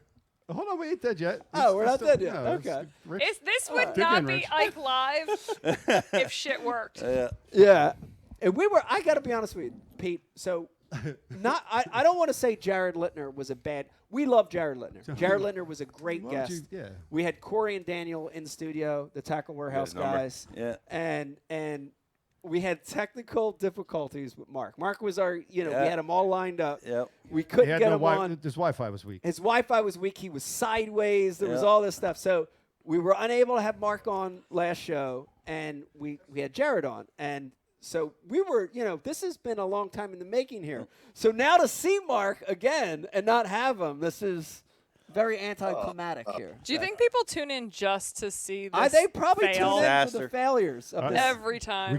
We got it fixed. We do have it. Go ahead, fixed. drum I'm rolls, not going to. please. I'm not No, going we to don't. believe it until I hear Mark say So, something. Mark, Hello, Oh my God! I can grab my chest again. Oh, this is months in the making, and we finally hear his voice. yes, success. The last time we tried this, I was in the middle of Texas in a metal building, and it just didn't work. And I'm in the middle of Alabama. I'm getting ready for a tournament tomorrow. So good to be with you guys. I haven't seen you all in a very long time. Well, it's Good to see you, have Mark. you. good to see you. Good to hear you. We're Yes. so happy to have you on this week. The timing could not be better, and this sort of happened by default because last week we lost you with the Tackle Warehouse guys, but this week, Mark, is Big Bass Week here across all our channels, including Bass University, and you have had a knack in your career for catching big ones. I want you to go. I know you've told this story a million times, but I want you to tell it again on the show tonight.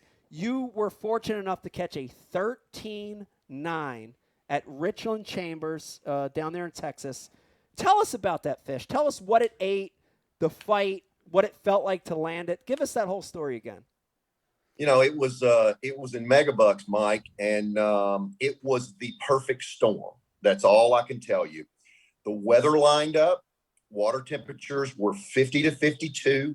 We were about 3 days from a full moon, and we woke up that morning to a very low overcast day. I mean, you could almost take your rod tip and touch the sky. Yeah. And a slight north wind. And I had the first day I had about 16 pounds in this one area, and knew it had a lot of potential. That lake at that time did not have a huge fish population, but it had a very mature fish population. So it had a lot of 5 to 9 to 10 pounders.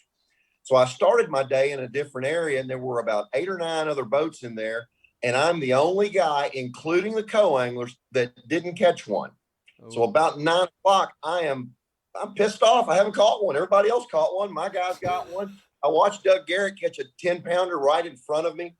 So I crank up the motor and I take off running back towards that area I fished on day one. Now, this is before GPS. All I had was a little flasher going round and round and round on the dash. And it was foggy.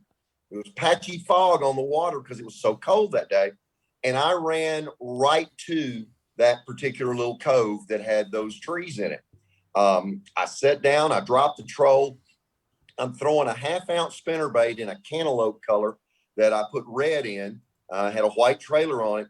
And the whole technique, guys, was to throw it past the tree, reel it up to the tree, let it fall on this side of the tree in case you got a bite, because these were big, nasty fish in big, nasty cover, and you get them on this side of you. And about the second throw, I fire over there, come up to the side of the tree, it goes down, and I hit a limb, and I let it fall, and my line just jumps and goes slack. So it just thumped it real hard.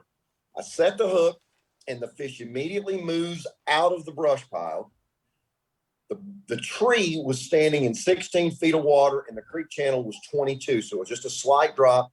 Fish is out over that deep water. She makes one run down the side of the boat, and I have to put my thumb on the spool. I've got brand new 20-pound line on there to stop her. I reeled about 6 times and pulled her to me. My co-angler reached out there with one hand and got her. Second hand, he lifts her up, and when he does, the spinnerbait falls out. Oh, wow. She was never hooked. She was just pinned in the top of the head with that gamakatsu hook in the spinnerbait. Oh, man. And I immediately snatch it from the other guy's hands. And I know it's a giant. I have no idea how big it is. I know it's big. And I stuff it in my live well, and it won't go in the live well. It has to be diagonal in the live well. Oh my God. So I'm going crazy. I know it's a gigantic, it's the biggest fish I've ever caught. An 11 2 days before in practice, but this fish was that much bigger.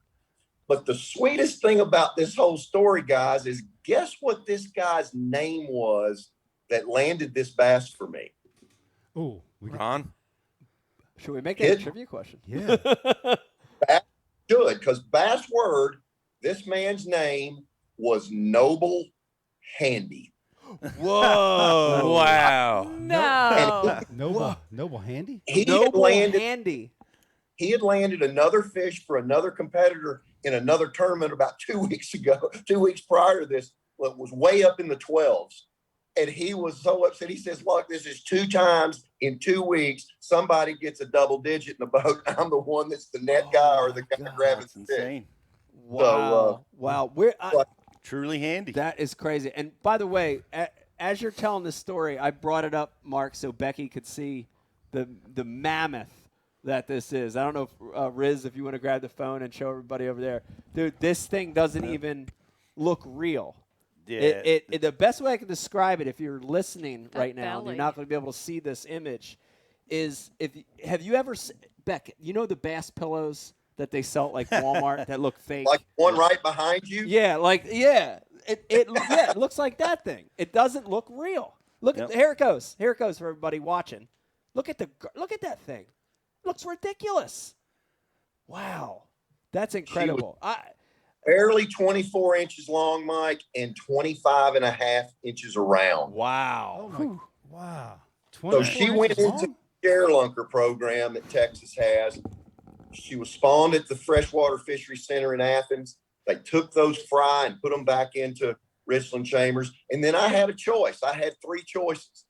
I could take the fish and mount the fish on the wall. I could take the fish and eat the fish if I so desired. I could release the fish, but I found another solution. She actually went to the Tennessee Aquarium in Chattanooga and lived the rest of her life in a big jacuzzi there. That we built this deal with Hydrosport Boats years ago, partnered with the aquarium, and over 2 million school kids a year got to see that giant fish in real life for over 7 years, and the impact that she had on competitive fishing and the history behind her. Wow. So she lived 14, awesome. 7 when I caught her, guys. So that was a 2 pound per year average of growth on that fish. And then she lived 7 years after that. So she was 14 years old. Wow. What, Mark, what, I remember you named her. What was her name? I named her Miss Patty. And that was one of the sweetest women in the world that worked at Hydrosport Boats years ago. So I named her Patty after my good friend there that worked there, that was always so good to all of us that ran boats through Hydrosports. Wow. That's great. What a great story. Now, Miss Patty, did she get bigger in the aquarium? You know, they don't take on a lot of growth when they're in a confined area piece. So she didn't get much bigger. When I talked to the biologist, that she went well over 14, almost 15 pounds by the time her life expectancy expired. Wow. Big old giant fish. I was at that tournament, and that was amazing. It was everybody was talking about it, and everybody was going crazy. I remember leading up to that tournament, the weather was so miserable. It was just rain and cold and impossible fishing conditions. And then during the tournament, like you said, the perfect storm. It all of a sudden the weather lightened up, and pre-spawn big bass were being caught all over that lake, and of course none bigger than the one you caught. It's insane. Well, here's the cool deal. You know how we used to, when Ray would see a big fish, we'd bet $1 on the weight and the whole 9 yards. Yeah. Ray said, bet you $1 on it. Well, I didn't know it the day that I caught it, but after I watched the video, Ray Scott guessed the weight perfectly. He guessed that fish like 13.9. So a big deal, Ray, on that one. But he guessed it exactly right. Wow. That's impossible. That's impossible. Well, it's impossible to catch that fish in a tournament to start with. That's it's ridiculous. Yeah. Is that your personal best, Mark? It is my personal best, but I can tell you another story. When we went to the California Delta, Mark Tyler broke the overall record 2 years later with a 14.9. And we were there in, I want to say it was 2002, I guess it was, at the Delta. And I'm in the very same area that Mark caught his big fish. And there was a little thunder shower moving right down the canal I was in, and the wind picked up. So what did I pick up, guys? I picked up a spinnerbait. I fired it into a little jog in the grass, and the whole world erupted. And I hung this fish, and it ran back in the grass, and it mired itself in the grass. And then all of a sudden, it just takes off, clipping the grass as it goes. And when it rolls out in front of me at about 20 feet, it would have eaten Miss Patty. Whoa. This fish, my estimation, was a good 3 or 4 pounds. I guess the fish to be in the 17-pound range. I've got her over the top of 20 feet of water in one of those dug canals out there, following her with my trolling motor down through there, just thinking, I've got you. And I should have never had that thought. My line. The spinnerbait broke. Oh, God. No. When you break a spinnerbait, you get the blades back, right, guys? Yeah. I got the body of the bait back. And again, like Miss Patty's spinnerbait, where the hook just held her, and I curled the point of that hook.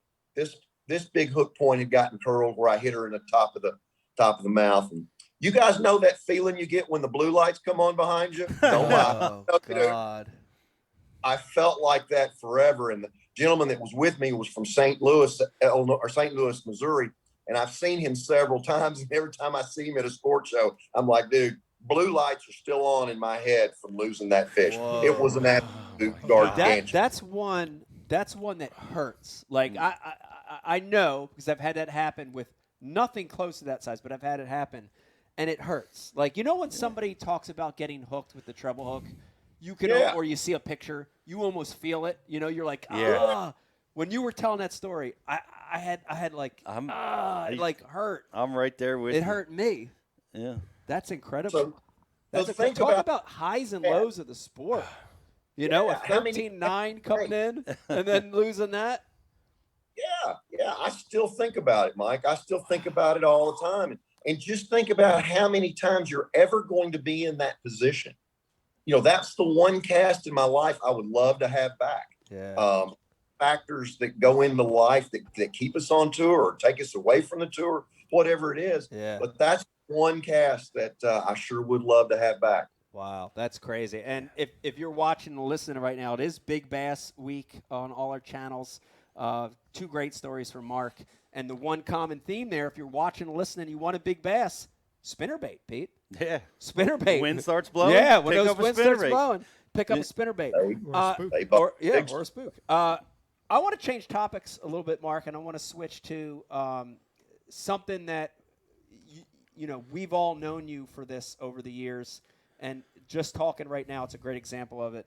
You are one of the great educators in the sport of fishing, right? You've got amazing fishermen that can't convey well what they're doing. You do it so well. You're one of the great educators. Both Pete and I have had a chance to work with you over the years at BU and other programs, other seminars. Couple questions based on that. One is that a lost art? You know, because we have so many young anglers watching and listening to the show, and they say, you know, what can I do to be a top tour professional? And they look at young guys that all they want to do is fish, and they forget about this portion of it. Talk a little bit about how important it is to be an educator. Well, it really is. You know, I've been fortunate to be in the sport a long time, and it's great to be able to give back to people the same joy and same opportunities the sport has given me. I might get this genetically, guys. My mom was a school teacher, an educator, a principal, a grant writer for 43 years. So maybe I get that genetically. I don't know. But I've always built my business as a fisherman, Mike, to be able to diversify it. Yeah. You have the fishing part of it. You have the actual fishing part of it that's very important. You have your sponsor relations that's very important. But if you can blend being able to talk to people and teach them the sport, then it gives you a whole different level of security on the diversification in your business. Yeah. And that has carried me my whole career. Like I said, I don't know whether that came from my mom or where it came from, but I really enjoy it when you've got an audience and you see they've gotten in there and gotten real quiet. They're listening to your voice, and they've had breakfast, and then all of a sudden you do something crazy and wake them up, and then the light bulb comes on. You know you're doing your job. Because the thing I do, and the thing I've always done, I've never held back on secrets as far as how to weight a jerk bait or what to do. Riz, you listening? Yeah. Tell it. Because the guys and gals that are there, if they can take that little trick and add it to their repertoire, and they catch their personal best, they catch a 6, 8, 9, 10 pound fish, then I've done my job. And that carries on a lot of credibility if you can convey that to the anglers that want to learn. Yeah, that's awesome. And you mentioned it, but Pete, we talked about it before the show started. Mark has been one that has had a great roster of sponsors through his entire career, through the thick and thin, right, which are the bad times. You mentioned the recession of 2008. Other stuff that has happened in the sport with COVID, with the leagues changing, Mark's held it. That says something, Pete. Well, it says something. Mark's a true pro, and I know I must have said this to you before, Mark, but if I hadn't, it's a long time coming. I wanted to thank you. You really helped me when I started, and I know you introduced me to Gary White. You helped me get my first seminar, and I've always appreciated that, and I want to thank you for that. You've been a real pro for me from the outside coming in. It was great to have someone like you to look up to and just kind of help and grow with you and help me. And that was awesome. But what I also admired you for was your abilities in the sponsorship world, because I was trying to figure that out, and we all were. 08 must have been real hard for you. I know it was hard for everybody when the sponsorships all kind of pulled back. But I guess what I'm asking, what's some advice that you give on, how you do it and how to maintain these relationships and work hard for these companies? Well, the one thing you have to do, Pete, and you guys know this, is you've got to be a believer in the product. If you are getting some kind of deal in which it's some kind of kooky, crazy gimmick of a piece of a product that doesn't catch fish, it'll be seen through very quickly that you're just there for one thing, and that's to take it to the bank. So I've always dealt with products that I use every day, that I feel like suit my uses the best. And I always looked at it, if it was good for the company, if whatever I was doing was good for the company, then in turn it would be good for Mark Menendez. And that turn of 2008 that you were talking about, selling boats at that time, I managed to sell about 5 or 6 and 8 and 4, 5 and 9. I paid for myself for sponsorship. And those things really stand out when you do that. Now that we have social media, the print media, which was what we all grew up fighting for those magazines, it's diluted in the amount of your exposure. So social media is an easy way for you to do it, but you still need to follow. If it's good for that company, then it's good for you. So, you mentioned the highs and lows, and I would be remiss not to mention this, that I had to withdraw from fishing in 2012, 13, and 14 due to my late wife and her pancreatic cancer battle. And every sponsor I had executed every contract that was in place, kept new ones in place during that 2 years while Donna was fighting tooth and nail, fighting pancreatic cancer. And every one of my sponsors stayed with me, and I will be forever grateful to all of those people. Yeah, that's saying something strong there. That is saying something. That's awesome. So what was cool, and that says a lot about you, Mark, and you've done such great work for them that they would stand by you. I mean, that speaks volumes not only for them but for you too. And that was awesome. But you said something here about how are you making that transition? I remember I used to put media events together and invite you, and you came to a couple of them, and we used to do the print, to try to get the print stories written. How is making that transition for you into the social media world? A lot of guys that have been veterans as long as you have haven't made that transition nearly as well as you're doing. I don't want to call anyone to the plate, but Mark Davis is still using a bag phone. I'm not kidding. Nextel. Tilly tried giving him an iPhone. He didn't want it. He wanted to keep using his bag phone. So it's well, consistent. You have to be smart, and I'm smart enough to know to get somebody to help me, somebody who is technologically savvy. And you guys are going to laugh at who I use because he's a great fan of the sport. He has his own great platform. He does great work with a camera. And Baxter, the bait man, is my producer and my camera guy for my television show, my regional television show. And Kevin has been so helpful. He has so much knowledge. We all give him such a hard time, but he really has a great knowledge of fishing. He knows what he wants to see through the camera lens. He does all the editing, and he's been a great help. The rest of it, I have a 15 and 16-year-old, Caroline and Max. Caroline films some of my little videos that I'll put up on Instagram and things like that for me. and she's going to start doing some editing for me as well. She's into the media world, and what a not better place to hire your own kid to get to work for you. So I am not the most technologically savvy, but I see the absolute need to get it done. Yeah, we'd agree with that, Becky, because our kids, especially our older two, have taught us a lot in the social media world. Yeah, even the little ones figured out even how to. The little ones, They made movies this weekend. Just yeah. At 8 and 10, they're doing better editing work than we could ever do. So it's pretty amazing. Right on a tablet. On a tablet, yeah. I'm like, Very you can. cool. I look at it, I'm like, can you do that on a tablet? Yeah, I had no idea. Yeah, I had no idea. So Mark, you would say Baxter's a master at what he does? He is really good at what he does.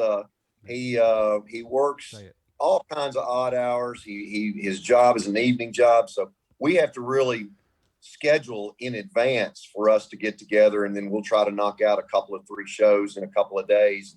Then I'll send him off to his editing studio and let me get a view of what's going on from there. So he's without Kevin, I would be sunk.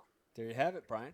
There you have it. He's a master bait man. He's a master. I want to remind everybody. I didn't fall for that, Brian. I'm I sorry. know, dang it. He's always trying to get our guests to say inappropriate things. That's all I had. That's his job. It's to ruin the production and to bring up funny comedic moments like this. That's his job. Yes. Let me remind everybody, if you're watching or listening, of course, Mark Menendez joining us here on the show. If you've got a question or a comment, please hit us up on the IMs. Rizzo's going to patch them through. Riz, what do we got? I know we got some coming through for Mark already. Yeah, the first one I'm going to go with is from Sean Lay, and he wants to know, Mark, with your extensive knowledge and wisdom, how do you stay organized when presenting and logging it? Do you have a library, a notebook? How do you keep track of all this information? Oh, good question. This is going to be scary. I've done this so long and pulled so many different seminars together. I will sit down a couple of days before and write down bullet points, and it pulls me to old experiences, old funny things that happen, old patterns that are places and patterns where this all worked, whatever topic we're talking about. And it's actually all logged right here.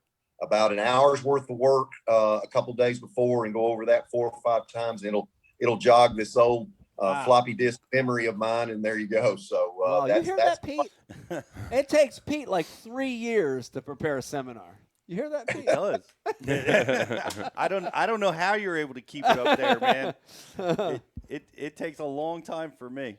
Wow. It just you've got those points you want to make, you've got those things you want to accentuate, and it just clicks in there for some reason. I don't know why. Wow. Well, you're excellent at it. There's no doubt. You know, the audience is captivated when you're speaking, and you are a really good teacher, whether it's genetic or not. I'd agree with that. I'd say a master. I would too. Riz, what else we got coming? Yeah, this is probably going to take him into another topic here, but Lisi wants to know, Mark, do you have an update on the war on carp that you are involved with? We had this on our list, Pete, Right? as a question. Yeah. Yeah, we're making great strides. I can't wait for us to conquer COVID so that I can get back to Capitol Hill and start ringing the chains of some of our lawmakers, our senators and congressmen. Yeah. I've been in front of about 60% of Senate and Congress at this point. And when you start talking about the economic loss, when you start talking about what this fish has destroyed as far as tourism, commerce, and business in the Kentucky Lake area, I can get somebody's attention really quick. We were lucky enough to put together 2 sums of money from bills to the tune of $45.1 million that Yamaha Right Waters helped me get up there and get in front of the right people. I don't take any of the credit for that, but just another push to get that money to us is all I was able to do. But we got to the right people, got that money through Congress, and we're seeing the benefits of that. This winter, there were 2 boats in the Paris landing area that netted for 2 days. How many pounds of carp did those 2 boats catch in 2 days, guys? 10,000. What do you think, Mike? I was going to say less. I was going to say a couple thousand. Becky? Beck? I'm going 11,000. Oh, yeah. I had to one up Pete there. I'm glad you three are sitting down. In 2 days. Those 2 boats and 4 men caught 124,000 pounds. Nice. What? Wait, how many fish is that? Well, the average fish is between 8 and 20 pounds, so you do the math. A bunch. A lot of fish. Holy mackerel. So it's a real prolific problem on what it does to the ecosystem. They grow so quickly, they get big enough that they outgrow what bass, stripers, crappie, white bass can consume. So then they don't really have any predators, but the apex predators being the giant catfish, because the giant catfish can eat them from 4 to 8 pounds. So then they just swim around free in the world, eating and getting fat and making babies. So that's the problem. Now, I will say on my way to Alabama, I drive behind Kentucky Dam and I drive behind Barkley Dam. We've had high water for the last little bit. And I noticed when I went over Kentucky Dam in the Tennessee River in the tailwaters, several dead fish floating. Now, below Kentucky and the Tennessee, it's probably 3/4 to almost a mile wide. So I see quite a few fish down there floating. Jogs my memory, and I'm thinking about this, and I go over the Cumberland about 6 miles later, and there is a constant stream of dead fish. Several years ago, we had a bacteria buildup that only affected the Asian carp. It killed the 2 to 6 pounders. Didn't kill the big ones, but it wiped out masses of these fish. And I'm wondering if that's what's gone on here in the last little bit. Not a game fish was ever harmed during those deals. And I mean, the entire banks of Kentucky and Barkley, below the dam, above the dam, it smelled like death warmed over for about 3 weeks. So many millions of those fish died. So I'm hoping Mother Nature is kind of finding a way to put these things in their place and help us get rid of some of these. We've put in barriers below Barkley Dam, fish fence down there. Been all kinds of research. And the good thing about all this money, guys, we got this money to our fish and wildlife people so they could do research. They didn't know life cycles. They didn't know how these fish fed. They didn't know how they bred, when they bred, what was the thing that triggered them to go and spawn. Yeah. So now we've got money for them, and they're starting to assimilate the knowledge to put the plan together to see how we can really put a dent in these darn things. Wow. We just need to put the algae everywhere. Yeah. Yeah, that bacteria. It's just another perfect storm kind of deal, but it wiped out a bunch of them. I hope, and it's happened several times below the dams and only once on the lake. So I'm hoping. On the flip side of that, guys, we have had 3 incredible spawns in 14, 15, and 16, or 15, 16, and 17, however you want to look at it. Our threadfin shad, our gizzard shad came back. Crappie fishing has been off the hook this winter. Crappie in the 1.75 to 2.5 pounds being caught everywhere. And our bass population is unbelievable with the 14 to 17 inch bass in Kentucky Lake, both largemouth and smallmouth. I don't think the smallmouth guys were affected as much. So we have a beautiful population of those. And then we've got a little special critter called the spotted bass, which disappeared in the 90s because all the grass that came in and covered its spawning area. We're seeing good numbers of those little teacup mouths, big fat bellies, and about 14, 15 inches that are starting to weigh 3 pounds. And I'm really excited to see them back because Kentucky and Barkley Lakes, they were a world-class spotted bass fishery when I was a young man. I mean, it wasn't uncommon, guys, to catch a 5.5 to 6 pounder. So I am really, really excited about the future for Kentucky and Barkley. Well, that's good because I remember in Beckett's one of the last times we were there too together. I remember it was when I fished bass, and I think we were staying at a campground there. The impact was bad. Mark, I remember some of the lodges closing. There were restaurants closing down. This is around Paris, so there was a really low point to this. But it sounds like things are getting better. Fishing's coming back. That's great news.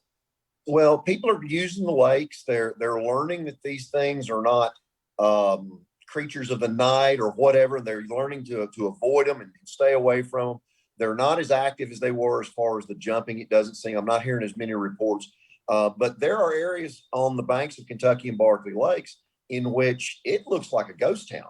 It looks like a nuclear bomb went off because there are no businesses in Lake. Yeah. There's not as many businesses up by the dam. Yeah. And it was in that 15 county community around the lakes, it was taking $15 million a month out of the economy there.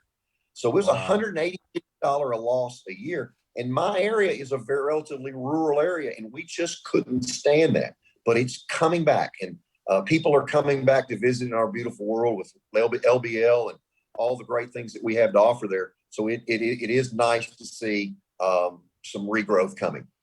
That's awesome. That's good news. That's good news. I like to hear that. It's That's a great special, news. And special place. I appreciate you keeping us up to date on it. I know you're real active in it, and hopefully you'll keep us updated when the DNR, what their plan is going to be. Now that they're involved in the research, I'm really interested in on what steps they're going to take to try to handle this situation. Yeah. Well, the only bullet we've got, guys, is commercial fishing right now. It's netting these things and getting them out of the water. And the problem is we can only basically do this 6 months out of the year because we need cool water and cool air temperatures. These fish have a high histamine content in their body. So if they get hot, they actually will liquefy. The meat breaks down, everything breaks down. You have the skin and the skeletal system. And if you see one like that, it literally looks like it's just rippling in the water. So we can only take them for food and for other things when it's cool. End of October to the end of April is about all we've got. But we're working on many different ways. I have eaten them. They're very good. It's a very white, flaky, tasty meat. I've eaten them baked with capers on them. I've eaten them fried. I've eaten them in fish balls. So the only negative to the thing is its name. It's an Asian carp, and most people don't want to eat carp. It's being marketed as silverfin. So if you see that, buy one and eat it. And I promise you, it is very white, flaky meat, and it's tasty. Silverfin. It's all about the marketing. It's about the marketing. It's a great way to market it. Putting lipstick on a pig. Hey, Brian, he likes them fish balls. So I mean, just look for the silverfin fish balls. I'd eat it. Here's the thing. I'd fry it. I haven't end up right in my frying pan. Are you trying to be Dave over there? Well, I haven't had I haven't had the Asian carp, but I have had snakehead. And it's another exotic invasive, and snakehead are dynamite, Pete. Really dynamite, lovely. So I get it. Yeah, I tried it. I get it. Yeah, it's awesome. Well, Mike, I would be remiss in not saying thank you to Yamaha and their efforts in right water. Yes, round of applause to Yamaha. Yeah. Definitely. It's really cool to be associated and work for a group that's fighting for fishermen's rights. It's not only the Asian carp, it's the snapper problem, the recreational fishing licenses, and the creel limits that fishermen can catch in the Gulf. It's many different things that one of the biggest product developers and product makers in the marketplace today is concerned enough to spend resources and effort to make it better for everybody else. So I am just humbled to be a part of that. Yeah, me too. Hats off to Yamaha. The coral reef. Yeah, coral reef project. Access issues. They put a lot of time and money into the waterways. They sure do. That's good to hear. And you got to do that. Companies have to do it. I'm so glad Yamaha's doing it. I want to switch topics real quick, Mark. And by the way, great year at Bass so far. 28th place right now in AOY. A few great events under your belt this year. Yeah, great year so far. Very nice. But I have to ask this, and you're one of the few guys we've had on the show since Pete. I guess the best way a lot of guys are saying is the big change. Yeah, the right? split. The split, the big change that happened, and of course, everyone knows MLF, sort of the defection that happened with a lot of guys, and you were one of the guys that stuck it out at Bass, right? You stood true to Bass, and as all this is unfolding, I look back at it, I think it was a great decision, right? It was a great decision. Your career has flourished. Your sponsors have flourished. You're having and it's where you cut your teeth. Talk to me a little bit about that, because you're one of the few guys we've had on that have stayed the course. Well, it's an interesting situation. I had several of the guys in MLF talk to me about, be ready, we're going to ask you to come and whatnot. And I immediately said, I cannot do that. Yeah.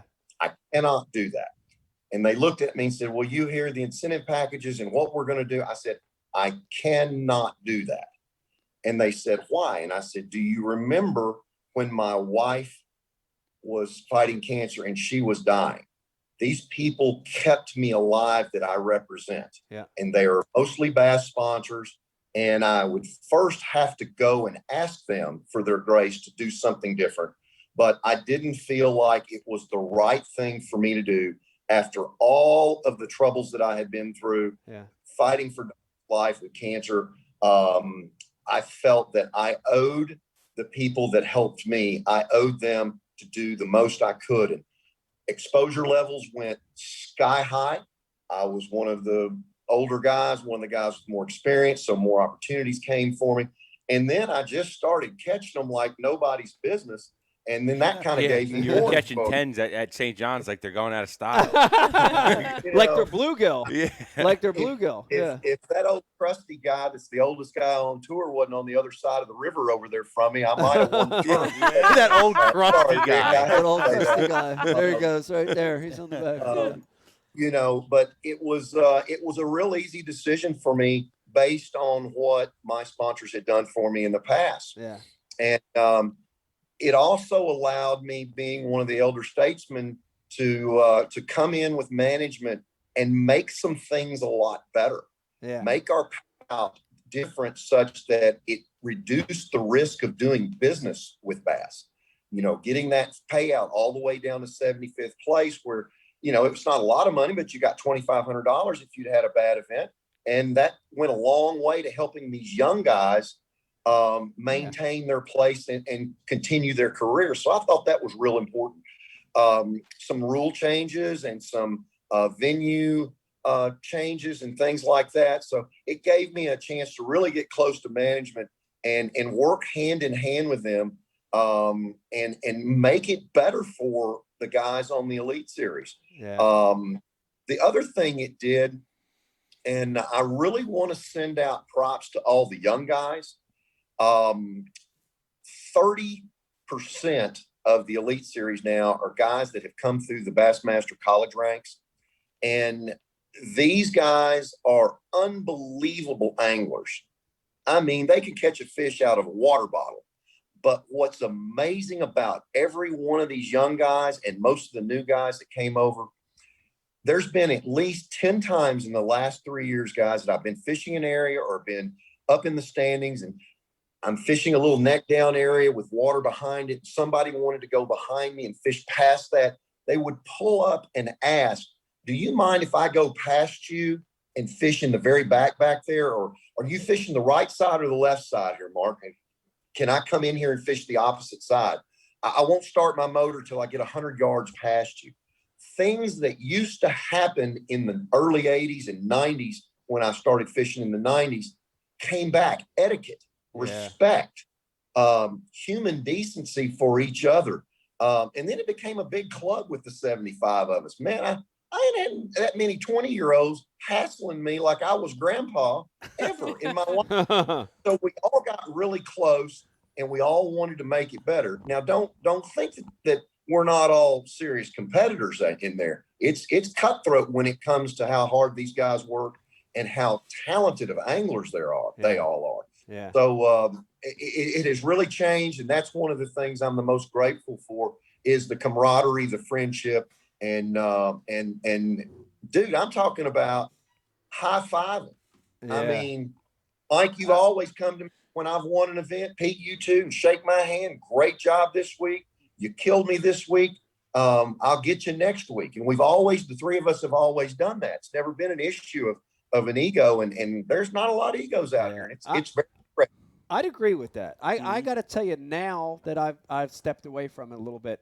I can speak my mind, and I'm a fan. Now he can. Well, no, I've always like now it's acceptable. No. I'm just saying. I have always been a fan of the sport, but more so now because I'm not actively competing, right? Yeah. So I can look at it from a different, with different eyes. I can feel that through social media. Like, I scan through and I can see after, like Lee Livesey just won. We had him on BU, right? And he was great. And it was a great win to watch him. Yeah. But I look through my social feed and I see half of the elite field commenting, congrats, Lee. And I what you're saying, I can feel it through the postings. And I don't see that as much in other leagues. I'm not saying it's not there. I don't see it or feel it. We also don't see Mark Menendez anymore. That's okay. He was frozen for a little bit. Oh, he's frozen. That's okay. Just dropped off. He'll jump back in. He'll jump back in. But I honestly, I feel what he just said. I do feel that. Yep. I do feel that. I do feel like prepaid card. There's some weird, a better camaraderie over there. It does feel like that. Listen, it's like the kayak world. That's what it feels like to me, or it seems like. Right. Like, how the kayak guys. Don't put that on them. Well, they're having a party. They're out there. They're picnicking. Don't put that on them. They're having picnicking. It's a brotherhood. Man. They're enjoying it. I like to picnic. That's what it seems like to me. Yeah. No, it seems like fun, friendliness. You know? For sure, absolutely, and but I think that's all just a cycle of it, right? At some point, there's going to be a lot of success. Of course, of course, it's just a natural trend. You know what I mean? Yeah. Jealousy. Are these just all just like superhumans and others weren't? No, it was just a lot of success. Actually, it's just the more familiarity that you have with the person. It's like a playoff series. When you play somebody 7 times in a row, by the end of it, you hate them.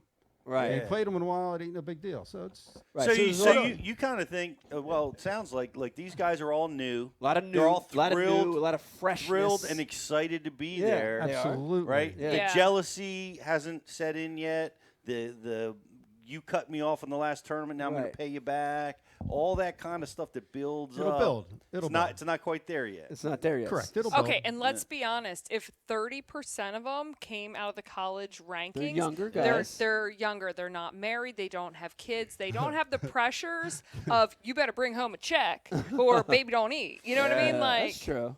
There's stress that comes as you get older. Yeah. There's pressures and everything that kick in. Well, we have Mark back, and I wanted to go back and ask you. So it sounds like to me what you were saying is things are better at Bass now, and it sounds like that the anglers have more of a say.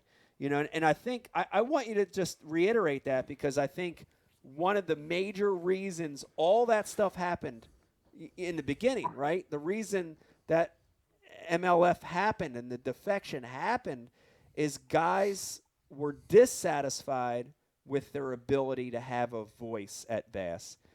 Are things better? Do guys have a better voice now at Bass? I think so, Mike. I think almost every elite angler in the field has Chase Anderson and Bruce's telephone number. We can call them at any time. I've never felt that freedom as easily before. I can have an absolute grievance and go to them and talk to them about it, and we can get to a solution. Or I will get the reason why my idea may not be the best idea for this, and this. And that's great to have open dialogue. Yeah. Anytime you can have open dialogue, it ratchets down the pressure and the frustrations, and you can talk like adults, get things figured out, and then move forward for the best way for the group. And it's just been a breath of fresh air. I can't impress upon you how much. And then with the broadcast and the media numbers that I'm getting, that I get directly from them, it's out of the park. Yeah. I mean, it's just incredible how far at Bass we're pushing the sport forward and getting Mark Menendez's name out there, or Patrick Walters, or Drew Cook. These are all guys that aren't even 25 years old, So And it's also good not to be the oldest guy out there too. It's not going to happen. Speaking of that, I'm sixth oldest. so Pumbaa's Ghost on the message board wants to know which circuit is going to bring on Preparation H first as a sponsor. The Bassmaster, It won't be ours. Bassmaster, MPFL, or that league that Boyd runs. I don't know. That's a funny question. It does bring up a second question, though. Yeah. Didn't Russ Lane have a Russ Lane had hymns. Yeah. Russ Lane had hymns over I don't at even MLF. know what hymns is. Hymns is like a generic Viagra. dick pills. Yeah, they're dick pills. It's okay. I mean, I think some people need that, so it's fine. I But was embarrassed to Google it and have it stay in the history on my computer, so I never looked it up. the government's gonna find that out that you've researched hymns. Like I felt like I was putting in something so inappropriate. like I was. Never mind. Let's move on. All right, let's move on. You were worried about that? Yeah, don't worry about that. It does bring up The a second. kids are on my computer and my phone. Could you imagine? I didn't know what it was going to come up We'll as. bring in experts to wipe it clean. They'll never know. Baxter's an expert at that stuff, Yeah. It does bring up another question. I want to ask you real quick, Mark, and I just thought of it because of that question that came through, which is, and I want to hear your opinion on it. Are there too many leagues now, right? Because it seems like, we've got BASS, we've got MLF, we've got FLW, MPFL. which sort of MLF, we've got MPFL. I heard about this other one, the Apex. Oh, the Apex League. Starting up out west. Out west. West. So is it bad that all these leagues are starting up? What's your opinion on that, Mark? Well, when we were young and I won my first tournament at Pickwick, the first top 100 tournament, we didn't have another tournament or another big tournament going on for another month or so. Right. So all the media kind of hyped for another month. Yeah. Then it went to 2 leagues. And so it was kind of an every other week thing. So you were the hot topic every other week. And now we're all fishing on top of each other, where we may have 3 of the 4 leagues fishing. So it all kind of waters it down. So I don't know that it's a bad thing, guys. I think it's great to give other anglers some other opportunities to fulfill their desires and what they may want to do, and in a big money situation. So I think that's yet to be determined, Mike, if there's too many. Yeah, I agree. I'm mixed with it, Pete. We've had the conversation before. I like that there's leagues to give guys new opportunities, but I think for the sport to reach its highest level, it could, if we want to ever get to be a mainstream sport, there's got to be one league, the league, So I've got mixed emotions. That they all get to. They all get to. I mean, I think it's great that fishing and tournament fishing is so popular that there's this many leagues. I think it's amazing. Yeah. And it gives people an opportunity. But I think that pyramid has to start settling as to where do you enter, where do you go next, you know what I mean, up to the top. And and you've been a critic, Beck. I'm going to throw you under the bus here. No. You've been a critic of leagues calling their anglers professionals, right? You think it dilutes it. It very much upsets me. Okay. Very much upsets me. Because in no other sport, if you can pay an entry, are you a professional? You have to work your way up. Right. This is personal. So you don't just add that to your Instagram and you're pro? That's not how it works? No. If you wrap your boat and you wear a jersey, you're not a pro just because you can pay to be a pro. It's not. That was FLW forever. Yeah. Right. Yeah. I'm just saying. I'm just generally saying. For me, I don't disagree with you. It kills me because there's guys who have killed themselves to get to this level, to be the top of their sport. They've sacrificed so much. They had to go through the ranks. They had to qualify to this, to this, to this. Yeah. And you diminish what those guys did to get to that professional level by saying, well, now we got a tournament trail, and as long as you can pay the bill, you a pro. Yeah. No, you're not. Yeah. Well, that's my opinion. I'm sorry.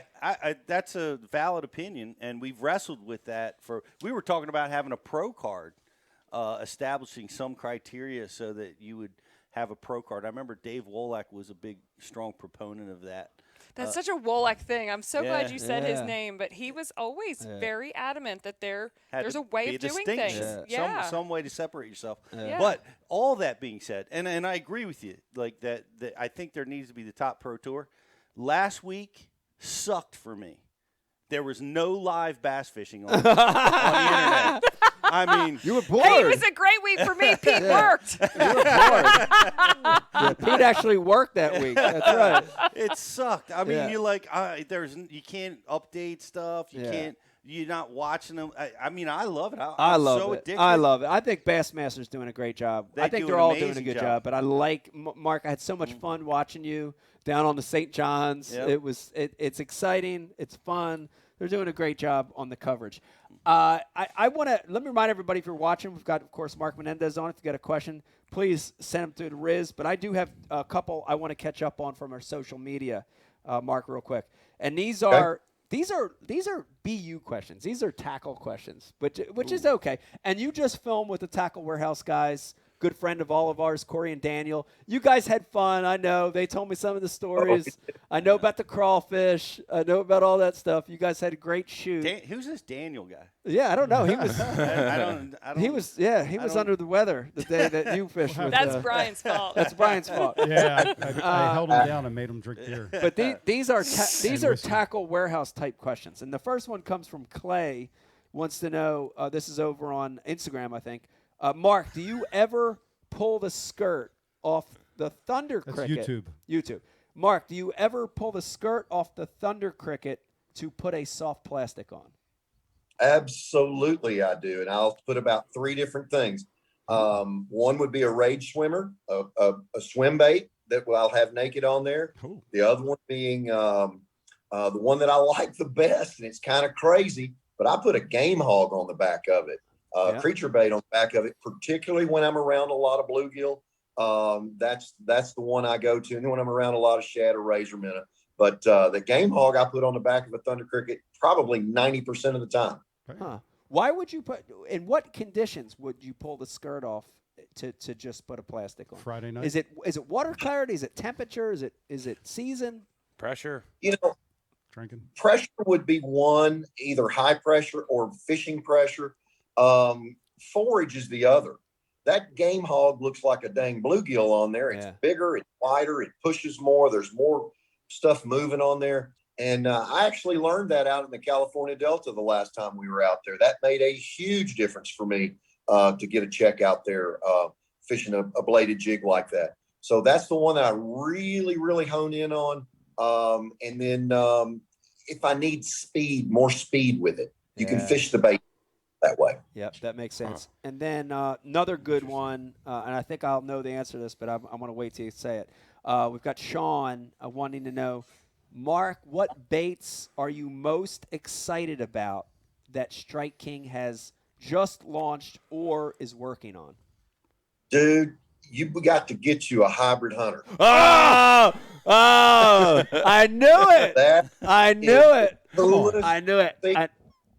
I've got a pond in my front yard, Mike. It's a little 1/4 acre pond, and those are the smartest bass in Western Kentucky because everything new that comes out gets thrown in there. Yeah. And they're hard to catch. It's clear water, hard to catch. So I got 4 hybrid hunters about a year ago. And so I'm throwing it. Looks like a plug. I'm throwing it and winding it in. It's got a big, wide wobble and an obnoxious rattle in it. And I am not getting not a bite one. It's overcast. The wind's blowing. So I fire that thing out there. I throw it in the wind. And guess what happened? I threw a backlash.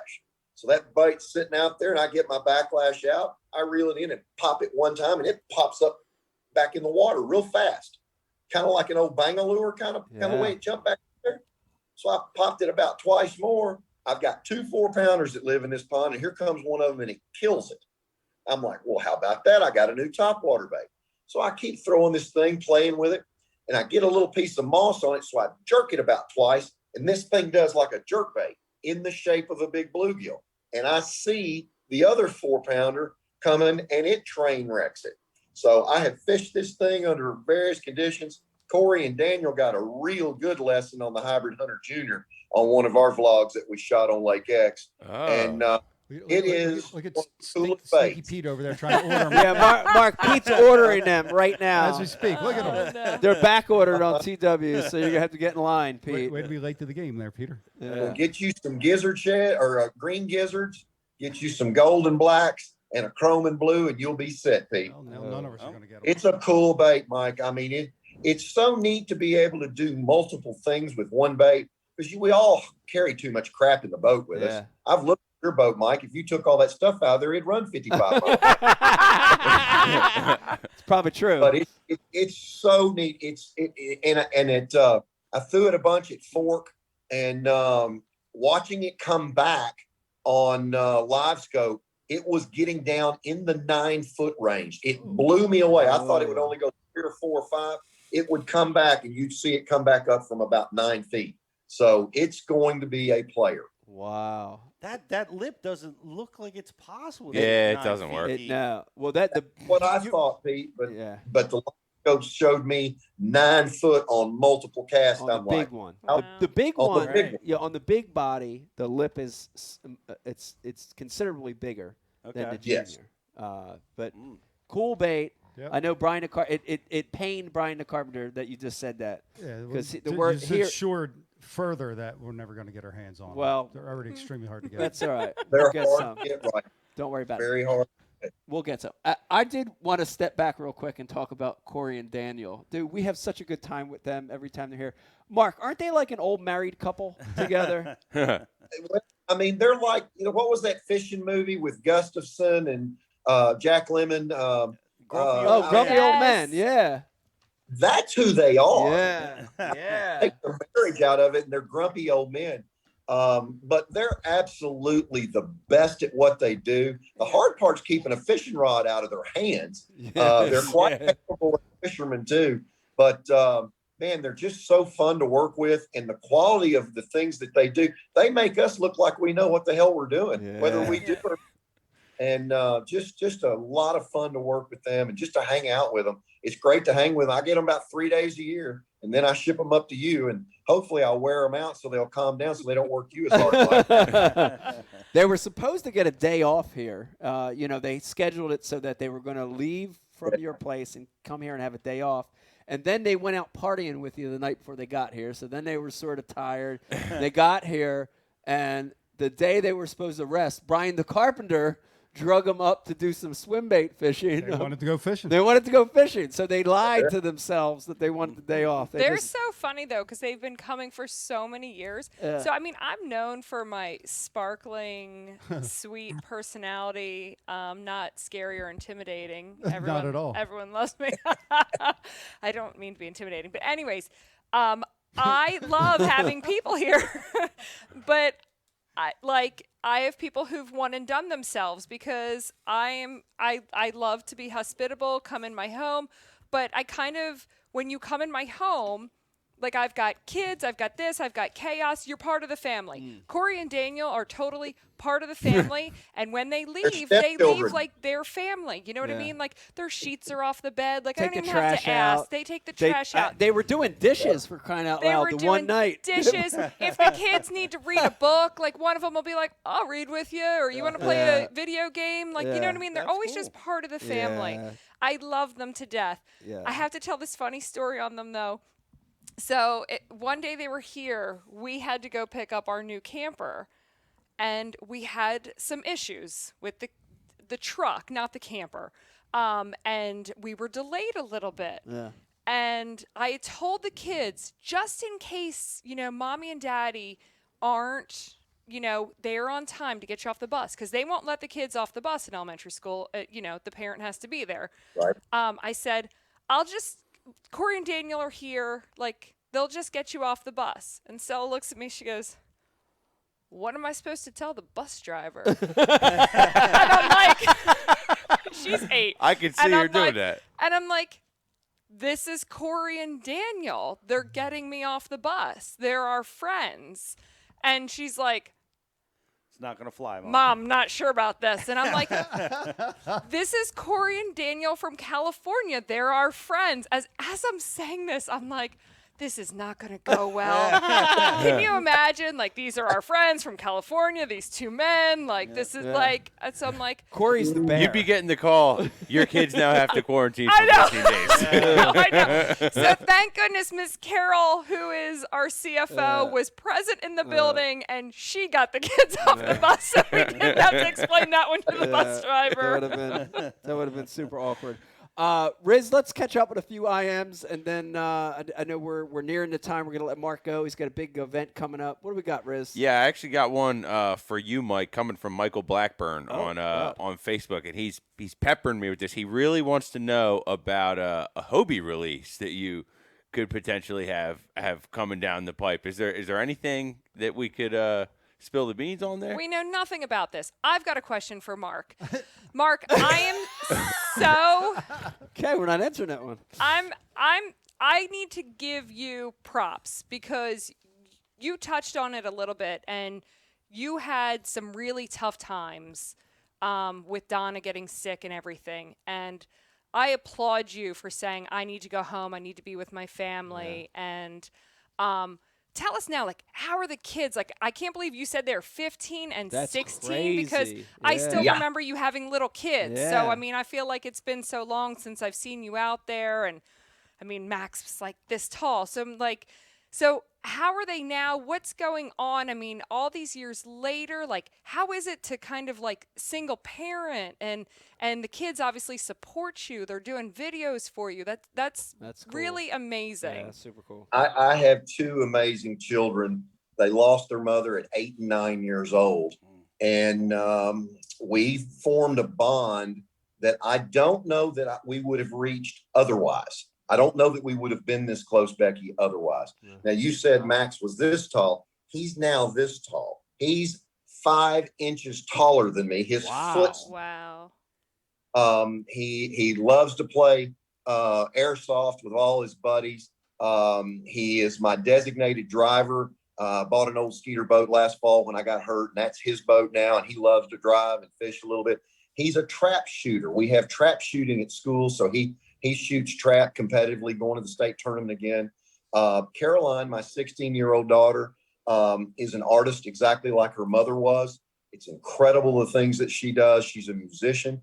She plays the acoustic guitar, the electric bass, and she is scary on a violin. So they are growing and becoming their own little people. Life has changed, Becky. Life is changing. I am engaged to be married in October the 23rd. Yay! Congratulations. Chaos getting ready to come. I get 5 more children. With this. So we'll have a family of 7. That's the Brady Bunch plus 1. Wow. The unique thing about this, Becky, is my fiance, Melissa, lost her husband 7 days before I lost Donna.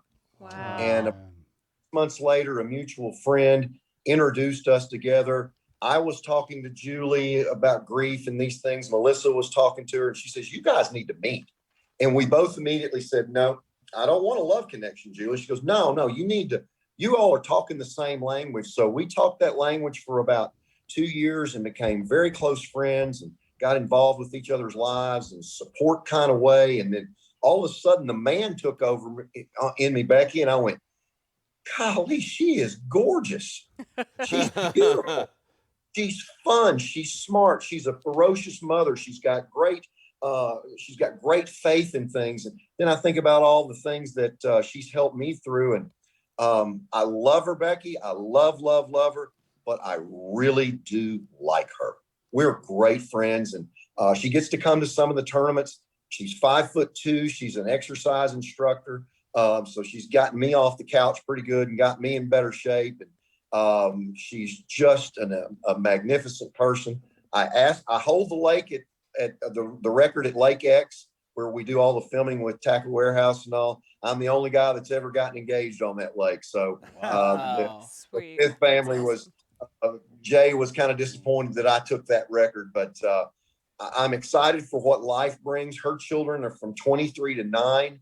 Her oldest is an ICU nurse that got out of college, COVID hit, and she's on the front line. She was one of the first individuals in the country to get the COVID shot. Anna's a brilliant, compassionate, smart young woman. She has a 20-year-old sophomore at UK, a 17-year-old junior in high school, a 15-year-old junior in high school, and a 9-year-old. And Sam is he is a wonderful 9-year-old kid that's just full of life and energy. And I'm an only child. So seeing all this inner family chaos that goes on with all these siblings, I'm all in, guys. And I lucky to have her in my life. And I'm really excited about what the future holds. That's awesome. Congratulations. Congratulations. Very happy to hear that. You know, Mike's an only child, too. And when we get everyone together, he just sits back, like, with fear in his eyes. He doesn't understand what's happening. I know. I didn't have that. I didn't have that big group dynamic, you know, not through siblings, you know. So it's interesting. I did a lot of talking to myself as a child, so that explains things as well. I yelled to myself. I did. A lot of yelling to yourself. Yeah. Mark, before we let you go, I did have one last thing I wanted to call you and Pete to the plate on, and I'll start with Pete. I'll start with you, and I'm going to put you on the spot. You guys have known each other for a long time. You've fished together. You may or may not have roomed together once or twice. I don't know if that's true. Mark would know. But give me one story about Mark that's a good, give me something good, a funny story, anecdote, a tournament scenario that nobody knows about. Give me one good thing about Mark. And then, Mark, I want to ask you one thing about Pete that we don't know about. Pete, you start. Oh, man. I don't know. You're putting me on the spot Okay, here. Mark, you start. Well, I remember Pete early, when Pete got to Bass early and got to the top 150 level. And he was having a real good tournament at, I forgot the name of the lake in Georgia. Sinclair. Sinclair. And he was in the running to win that thing, had a great third day and put himself in the position. And I just remember Pete looking like Casper the Ghost when he got off the stage. When he realized he had a chance to win, he was just like, holy moly, I can win tomorrow. Pete's ghost. Casper Pete. He was just up, so had lots of conversations about sponsorship and how to keep things going and things like that with Pete. So one of the good guys that I miss not getting to see very often. So we had a lot of fun back in those days. That's a good story, because I've always viewed you as confident and like dead set, like telling yourself, I'm gonna win. What? And That's what he tells himself when he's sleeping. Yeah, when you're sleeping, I know. I'm gonna win this tournament. You curse a lot too in your sleep. Dean Rojas, get out of my way. Yeah, Dean Rojas, I hate you. And here's Mark telling us that you had self-doubt and you were scared at that event. That's an interesting story. Yeah, well, I remember a lot of things about that tournament, but I was surprised. I'm like, that was one of the first tournaments. I'm like, oh man, this is easy.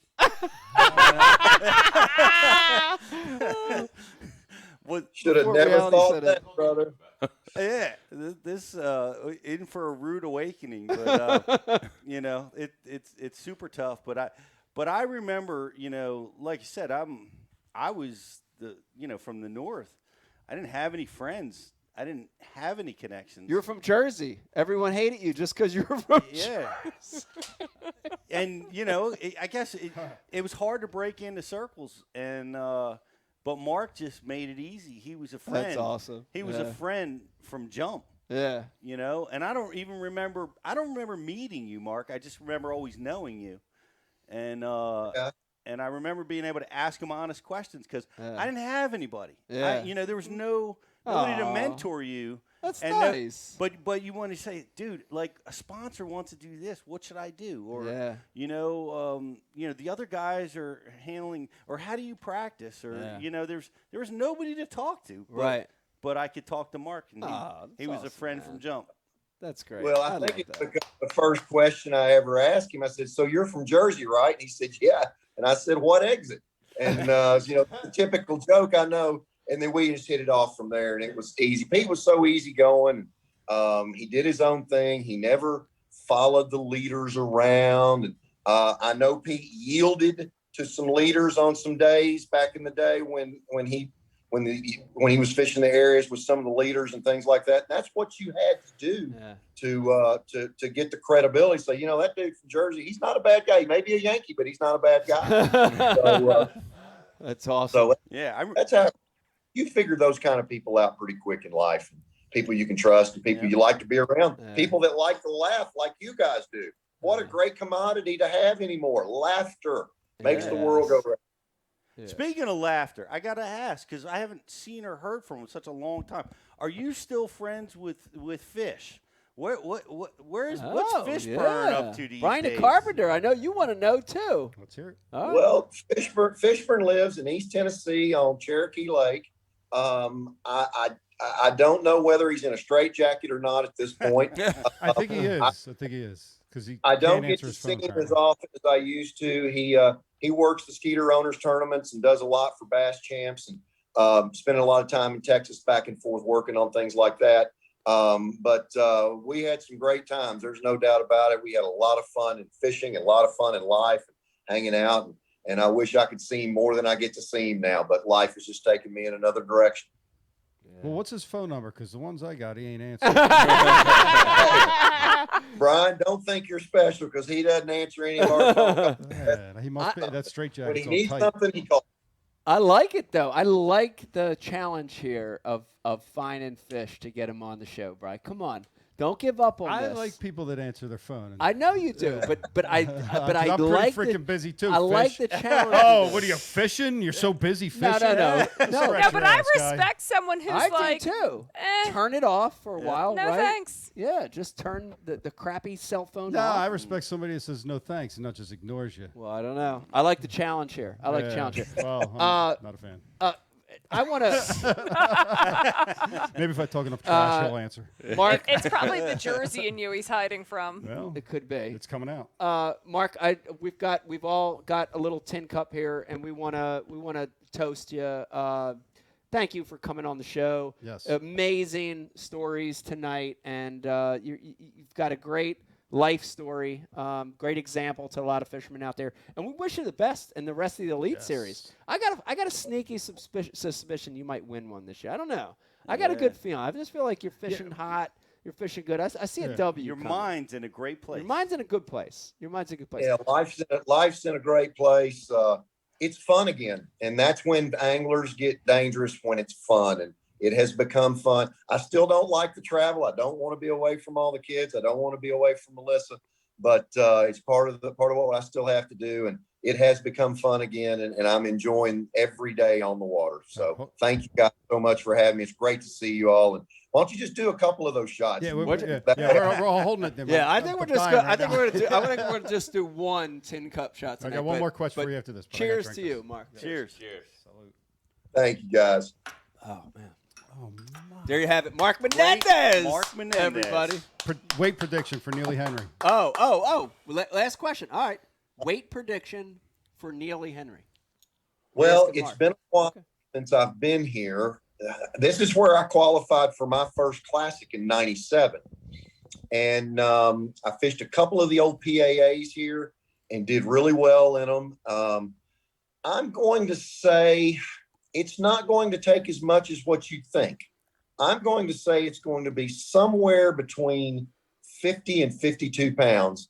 Somebody's going to catch a big stringer and then put together 3 moderate stringers and hang on to win the tournament in some fashion like that. It's we're kind of in a strange time. Fish populations seem to be down here a little bit from what Matt Herron, what the local competitor here, has told me. And so it's going to be a mix. It's going to be a spotted bass plus a largemouth mix. It's one species not going to dominate the other. You have to figure out how to catch 3-pounders in both. There you have it. I like it. A change up from Fork, where everyone was catching giants, to a little bit of a challenge tournament. I like that. Well, I mean, we remembered a great story. Now you do. It was the shot. It wasn't the shot that brought his brain to life. Tin Cup inspired it. Tin Cup inspired question. Yeah. Neely Henry was where I qualified for my first classic in '97. Wow. And I have a picture of you and me with Ray Scott wearing our tuxes. Which was black tie. You remember the black tie at the classic? That was so. What was that, Mark? That was so much fun when we'd go to those black tie events. It was just it really took the excitement of a classic to to another level. Yeah, they were the good old days. Yeah. They were the good old days. I didn't get to experience that. Like as I got in, the Ray era was leaving. So. But I remember the formal banquets and Beck. Yeah, there was like a lull where there it was got a lull. very and informal, and then it started to come back remember up. like after a while it started going down and down, and I remember the one. I can't remember where it was at, but Gerald Swindle wore denim. Yeah, everybody was wearing jeans, and I can't remember that. No, but, G's suit was legit denim. Yeah, like it was a like denim a suit. jacket. Yeah, Swindle had a denim suit, and I remember looking at Beck, and I'm like, man, these things really went downhill. Like me and Becky were like, I wish they were like that again, because it was. That is special. That was Ray Scott's genius. And Yeah. honestly, Yeah. you both share in like the events side of things. It's something powerful happens when you have a big event, and Ray was, it was black tie. Yeah, that's cool. And I'm gonna post that pic and I'll send it to you, Mark. But I can't wait to see it. It's Ray Scott in the middle, and he's flanked by you on one side and me on the other. Wow, that's awesome. In tuxedos. That's a beautiful, scary picture that I'd like to see. I bet you $100 bill that neither one of us can fit in either one of those. I'm not taking that bet because I agree with you. So Ray felt the Yankee invasion coming. He got out. Huh? Yeah. Gluszek, no, Iaconelli, I'm out of here. Yeah, he got out. Yeah, Ray had some disparaging things to say about New Jersey. Often when I Of came course across he the did. stage. Of course. You had to love him. He could offend everybody, but just everybody but laughed he and had a good time. You were allowed to back then. Yeah, and he walked that fine line of being funny and offensive. It was a fine line, Nobody could do it like that. No, that was great. Well, we also didn't have the cancel culture back then. We where did not. You were It's a allowed different to world. You're right. poke You're people. It was before feelings. Before feelings, yeah. We all have too many now. Yeah, we do. Mark, I can't thank you enough for joining us on the show. Thank you for coming on Ike Live, and wish you a lot of luck this week and the rest of the season. Well, I appreciate it, guys. Let's not make it so long to the next time. I'll get in good cell service from now on. I promise. But thank you, guys. Thanks for reminiscing. It's been a good time. Keep up the work, and we will keep the Yamaha Right Waters thing moving forward and doing our dead level best to make as much noise to make it better for all of our fishing friends. That's right. Let us know how we can help, Mark. Yes. When a message needs to be put out there, let us know. Yes, please. Yeah. We can do that, and all of our listeners and all of our watchers, they can contact their congressman and just write them a one paragraph letter saying, what are you doing about invasive species? There's 189 different invasive species, terrestrial and aquatic, that we're worried about. And there's all kinds of information out there. But go and rattle the chains of these lawmakers. The squeaky wheel gets the grease, I promise you. I rattled a lot of them, threatened a lot of them. You better do something or we're really going to be in a bind on this. And it seemed to help do that. So that's what we can all do. Everybody buy their fishing license. Money goes to different places there that help us on this issue as well. So that's a lot of the things we can do. But just continue, state, local, and federal lawmakers, stay on them, and we'll work at this, because fishermen, it's a big group. It's 53 million fishing licenses a year, and that's a powerful group. If we get together on a particular topic, we can make some noise and do some good. So if you want to watch a few of my shows, Mike, you can go to Mark Menendez Bass TV on YouTube. Got a couple of my shows on there, so I want everybody to do that if they can. And just thanks for having me, guys. Great to see you. Great to reminisce. And I'm going to go to bed here and get up in the morning and be on the Coosa River. So catching some of those crazy Coosa River spotted bass. There you have it. Go win that tournament. Yeah, go win it. Mark Menendez, everybody. Mark. Yes. Thank you, Mark. Bye. Man, that was awesome. That was awesome. Yeah. Great stories. I'm glad you brought that Ray one up at the end too. That was a perfect exclamation point on a great segment with him. That picture stands out to me. I know, like I said, him and I became friends so early, and it was hard. Yeah. Yeah. It was cool. I honestly I can I came in at a little later time, but it wasn't any easier for me in the beginning.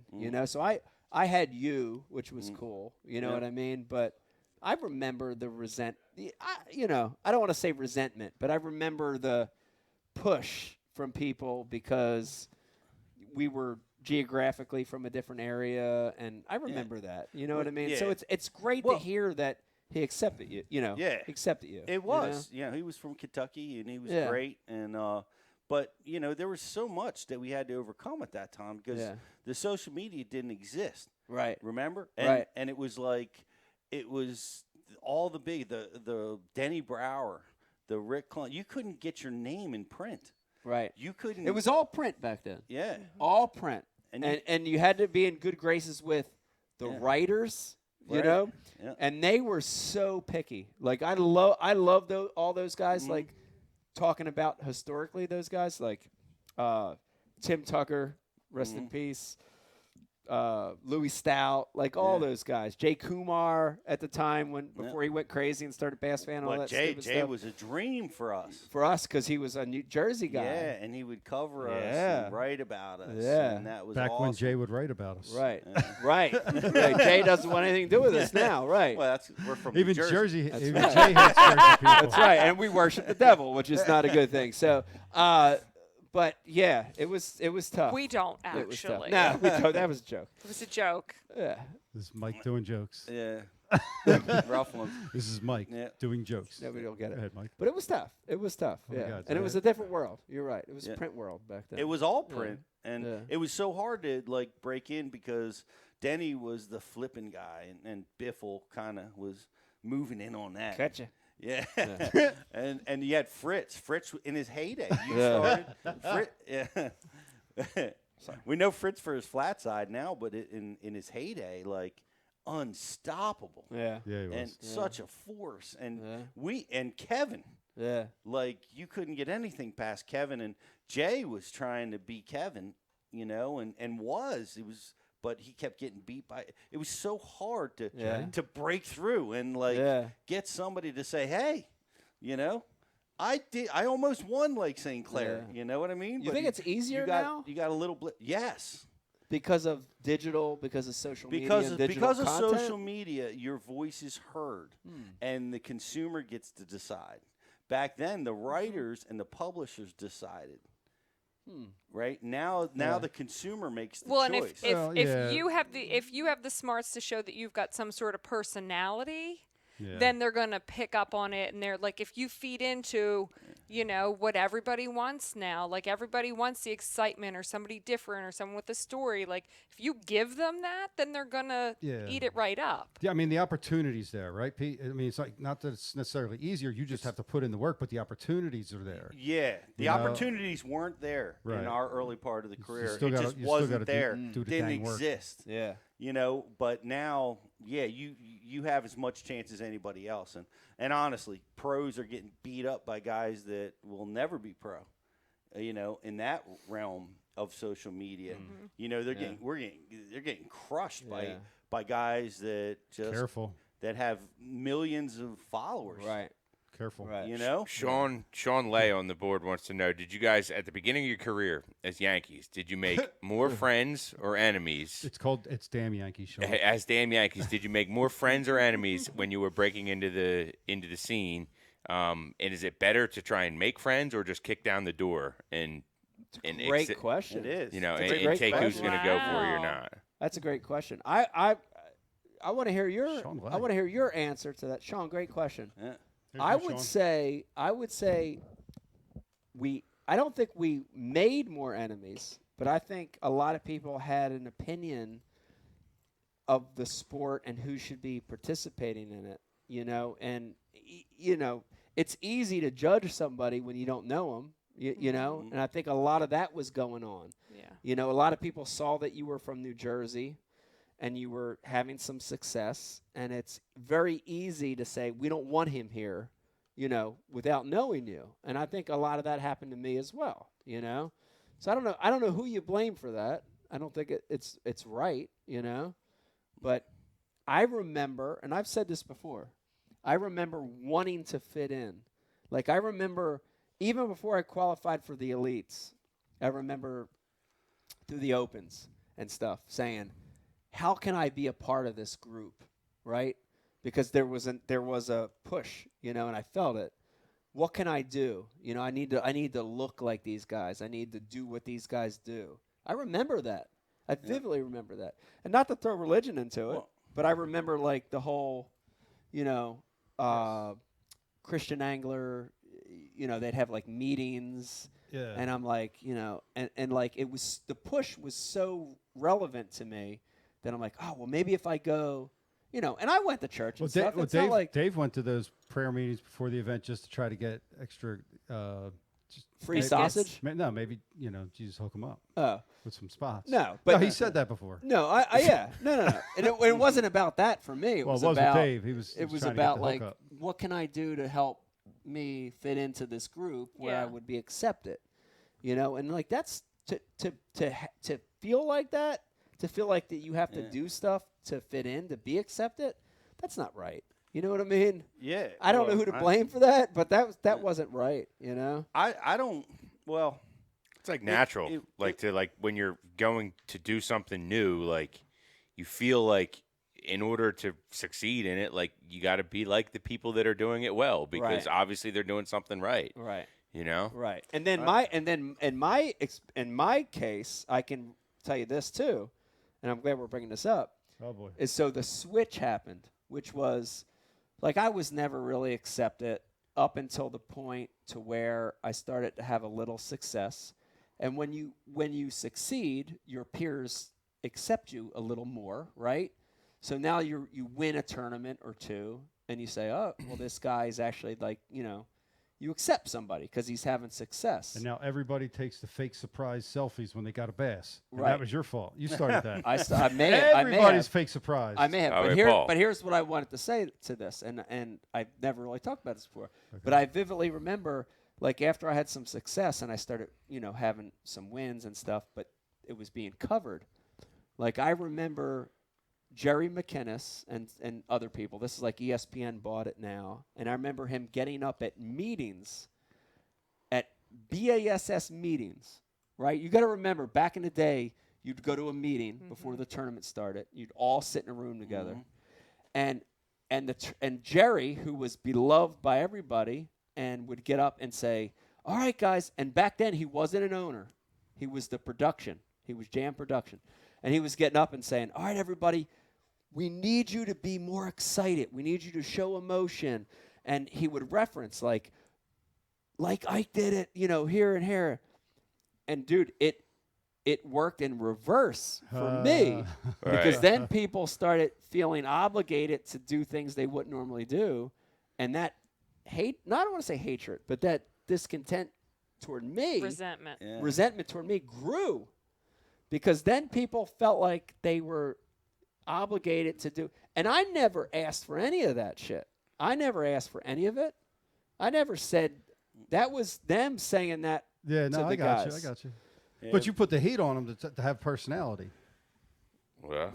Well, I it did. changed. No, It changed. Just by having, you know, It it's just a funny. happened. I think it's a funny thing because it's human nature to want people to like you. I mean, that's a very normal thing. Of course, to you go wanna into be a group. accepted. You want to be accepted. You want course. people. Of course I mean, you do. like it bothers you if you meet someone and they just don't like you, and you're like, what did I do We wrong? talked about that the other day. It's funny. We had this conversation. We did. Because You have somebody I that have doesn't somebody like who you just for no apparent reason. Yeah, and it. Besides, you have long legs and you're intimidating. Anyways, but I think the thing that's like lost on people about people from the Northeast is that we all joke. You know what I mean? We bust balls, we That's bust true. balls, we bust balls. That's true. But if you notice, we bust balls with the people we feel safe with. You know what I mean? We really bust balls amongst friends, and we play and we joke. Right. I And only we insult do it. my friends. We do. We only really do it when we like Dave, people. come back. You know what I mean? Like that's our play. Dave, come back. Fathead, come back. We miss you, please. But I think that that's what people miss too. We're loud, we're brash, and it's this like jovial, funny. You just bust balls like families do it, friends do it. It's like how we show love is we play. Balls. You know what I mean? We Balls of love. balls and ginas. Like we just do it. Balls You know what I mean? and ginas. Now, we weren't even talking about them. We were just talking about balls. Balls. You Anyways. got to bring that into it. Yeah.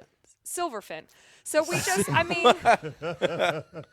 silverfin. I'm not eating silverfin. Wow. If you ever see silverfin on the menu, do not get it. It's a fucking Asian carp for crying out loud.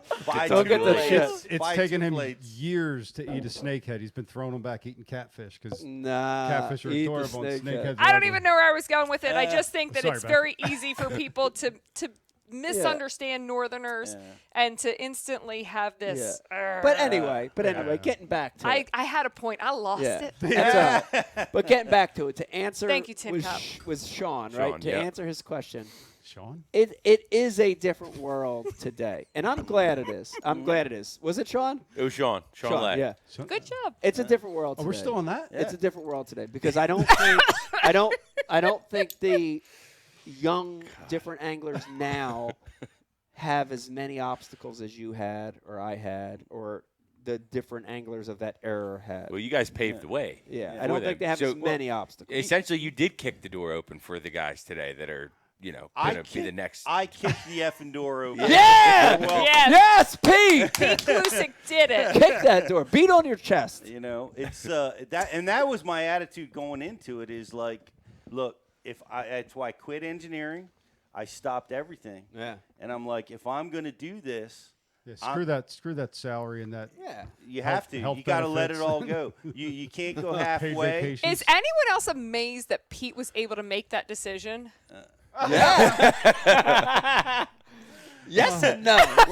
Yes and no. We're not letting you make any more decisions. I love Pete, but he is the slowest decision but here's maker the thing. ever. That was the premise of that. Pete, and Becky is the fastest. Yes. And wrong. It does, Right or wrong, it doesn't matter. Just, it's fast or slow. Yep, I just knee jerk them and I run with it. I know. But here is a great fact. On to the next one. I'm glad you made that decision because that's a tough decision. You got to You got to go for it. If you're going to go for it, it's got to be all in. It's got to be freaking all in. And it can't stop me if I'm all in. And if I don't quit. Yeah. And I'll just keep going and going and going. And I did it, and I made it through that program in Bass University. We started that and never quit. To quote Snoop Dogg, I'd like to take this opportunity to thank me. Never quitting. Please. 1041. Please mark that. 1041. Riz, mark it. That was amazing. I'd like to take the opportunity to thank me. Can we have a commercial now? That was so my good. name is Pete Gluszek, bitches. Bitches, that's right. I never quit. First time back in studio. There it goes. I'm Pete Gluszek, bitches. But we're going to take a break here. But honestly, thank you for making that decision because honestly, you affected, think about the ripple of how things would have been different. That was a good decision. Yes. You would have been a horrible Pete's engineer. children. You would have been a horrible engineer. I'm glad you did that. You're great. You're a great pro. You're a great professor at the Bass Show. All right, Brian He's Carpenter. the Dean. Whatever. The dean. Let's take a break. By the way, that was the 10-year that we had. That's why I was. It's so good. we're done. All right, listen, we just had Mark It Menendez just made on. the conversation It made the silly. conversation great. We just had Mark Menendez on. Hang in there with us because when we come back, we got one more shorter segment for you, but it's just as good. We're going to be open a mystery tackle box. We're going to give this away. We might even let one of you on live. Who knows? Hang in there with us. As long as you give us your consent written report. Yes, hang in there with us. When we come back, more Ike Live. Finesse jig, PB&J, give me something hard. Hold on. Hey, KVD here. Now, I didn't always know this much about fishing. 4-aught EWG worm hook. In fact, there was a time when I couldn't tell the difference between a jerkbait and a stickbait. But then I signed up for Mystery Tackle Box, the original monthly tackle subscription. And now I know more about fishing than I do about calculus. And he knows a lot about calculus. Plus, I get amazing extras like free fishing magazines. October 2016. Featured article, 4 places to throw a frog. Exclusive decals. Zombie bass. And how-to videos for all the great baits I receive. How to tune a crankbait. Is that underwater footage I smell? I got goosebumps. So if you're looking to develop enhanced fishing abilities like me, or you just like getting new tackle every month, go to mysterytacklebox.com and get your box today.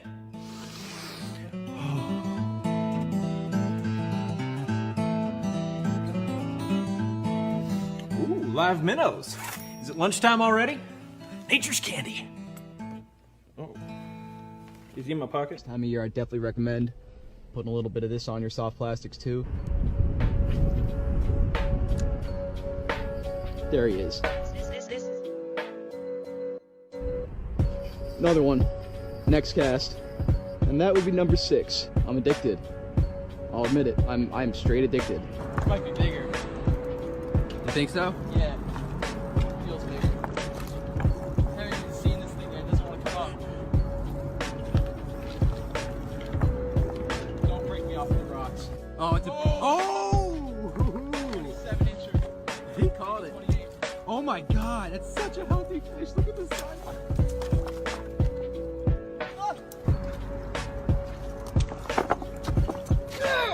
Put a little liquid mayhem on your crappie jig, and look where the stripers get it. You can't even see it, man. That might be a keeper. This is your tackle. Not that kind of tackle. You use it to catch this, or this, or this. You also use this and that and these. This is your environment. So is this. You love it, live for it, but it will turn this into that. This is the Flambeau Z-Rust Max Tough Tainer series. These are fully infused with exclusive Z-Rust VCI anti-corrosion technology. This is a U.S. naval battleship. The same Z-Rust technology used here has been used on those to protect advanced weapon systems from corrosion in conditions like these. For the fish, it's invisible, odorless, tasteless. And for you, it's FDA-safe anti-rust protection for a minimum of 5 years. This is the next level of tackle management, not that kind of management. This is the Flambeau legacy of tackle systems. What's your tackle worth? It's more than who you are. It's who you're with. And it's more than what you do.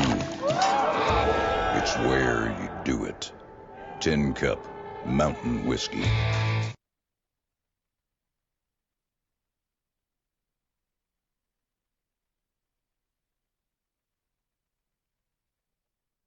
And we're back. Is everybody done? Yeah. Hemming and hawing. There you have it. Welcome back, everyone, to Ike Live. I hope you're having a wonderful Sunday. I know we are. Dude, it's been a great show. Not only does it feel right, we've got to look at us. Look around. Look at us. Rizzo, Brian over there, side by side, fondling each other. We've got Pete right over here, the crust of the show, Beck back. This feels right. It's a great show. If only Fathead was here. If only Fatty was Yeah, here. come on, Dave. Yo, look at that empty chair over there. We have it blocked out, but if we could, we need to zoom out. There's but an emptiness. I haven't Dave, we seen need Dave. you I back. feel like I haven't actually seen Dave since the Classic. I know. Which Dave, if you're listening, that was a blast, man. Having him at the was. Classic was like it was a blast. He Like, was amazing. It took like 6 or 7 years to get him there. Took a long time to get him there. Yep. Yeah. That was the right one to be at, though. That Got was us a good lost in one. Birmingham, There was the a whole lot of nine. people. It was fun. So No, good. there was a lot of other right ones too. You think so? That was a good one. Sheets in the windows. They were all right. It's been a great show. Mark Menendez was great stories, but I love the banner that happened after Mark got off. That was great. Did you think that was sparked by Tin Cup? But I think it was just sparked by having everybody back in the studio again. Are we socially deprived? We're socially We are. deprived, but that's Oh what my I was God. I was talking earlier about that. It's like when you're via Zoom, I don't think that same thing would have happened. Well, never, no. You know, it I was swear like, to God, like the grocery lady checks me out and asks me a question, I'll have a 20-minute conversation with her. I'm so excited to talk to a human being and an standing adult, in front of me. Yeah, not an adult. not a kid. So why Yeah. you checking you out? Yeah. Is my mic working? No, DPC? like check out at the grocery store. Oh, that's Conveyor belt, I was check thinking out, something scan, completely beep, different. beep, beep. Yeah. Peter, I did My get hit on. headset's not working. it's touch your wires. Yeah. You got bum wires. This Mike- whole studio's Mike's standing on him. This whole over there. studio's Yeah, Mike's messed up. standing Here, on let me ours. get off. Okay. Let me remind everybody, if you're watching and listening, you're over on Facebook. This is your last opportunity. Like and share the feed. You're going to enter a chance to win this world-famous Ike Live gift bag. Going to announce that in just a second. Riz, some World good, famous. Riz, some good IMs came through. There were some good ones. Yeah, it was They fun, were man. pushing through. I liked it. Sean Lay. Yeah, and Pete's got a ghost now, which was awesome too. Pete's Casper ghost. Pete. Oh, Ghost. Beck, we're also before the show ends tonight. We're doing our winner and weasels of the week. Yes. What's that mean? Everyone, we're going to go around. This is going to be our send-out, grand finale of tonight's show. Everyone has to pick a winner and weasel from what's happened in the world the last few weeks, right, Brian? Yeah, whatever. Make it up. Okay, Riz, Winner what do you weasel of the week. I actually do got one more I definitely want to hit before we go too far. Michael Burry wanted to say thank you to everyone on Ike Live for helping me pass the time battling my Guillain-Barre syndrome. It's been a long road to recovery, and this show helps me pass the time every week learning to walk again. Yeah, Michael Barry's been a fan, been one of our Yeah. guys. Shout out, he's Michael. a super fan. Shout out, Michael. Thank you for listening. We wish you the best. That's a shame. We met him and his son at the Classic at probably somewhere near him. He's an Oklahoma guy. And he also said it's sad not having Dave's massive head in the studio. I know, that giant fat head. But it's good to see Pete's not back in the It does. It does. Thank you. I love the attention on my knot. Yeah. Shout out to Michael. But it does feel good to hear, and I know we all get it a lot. Brian and Riz and Becky, we all get it. Get what? People saying Pete's not. No, people saying they appreciate the show, in one form or another. It is nice to hear that. I love to hear that. Man. It's a mental release because it doesn't take much intelligence to watch us. No. It's pretty bad. And I want to shout out to Andre for hooking us up, Riz. Yeah, bottle 43. Yeah, I got a bottle of Cruzan spiced rum. Oh. And a packet of baits, which I haven't been able to get on the water with them yet, Andre. Will this week. What do you get? What do you get? There you go. Scrounger heads. Some scrounger heads Custom with made. fluke-style baits to match. Okay. I think it's going to – I honestly been playing with it. I haven't explored with it. On the flats, the grass. They get pounded by chatterbaits. Yeah. More subtle. Could be. Yeah. Makes sense. Can I have a bone to pick? Sure. Brian, how many years have we been doing Ike Live? 7, I think. 7 years. Seven's right. 7 years. All of you listen. No one's ever sent me anything. Andre got you that bottle of something caramel apple. You got it. No, that was for him.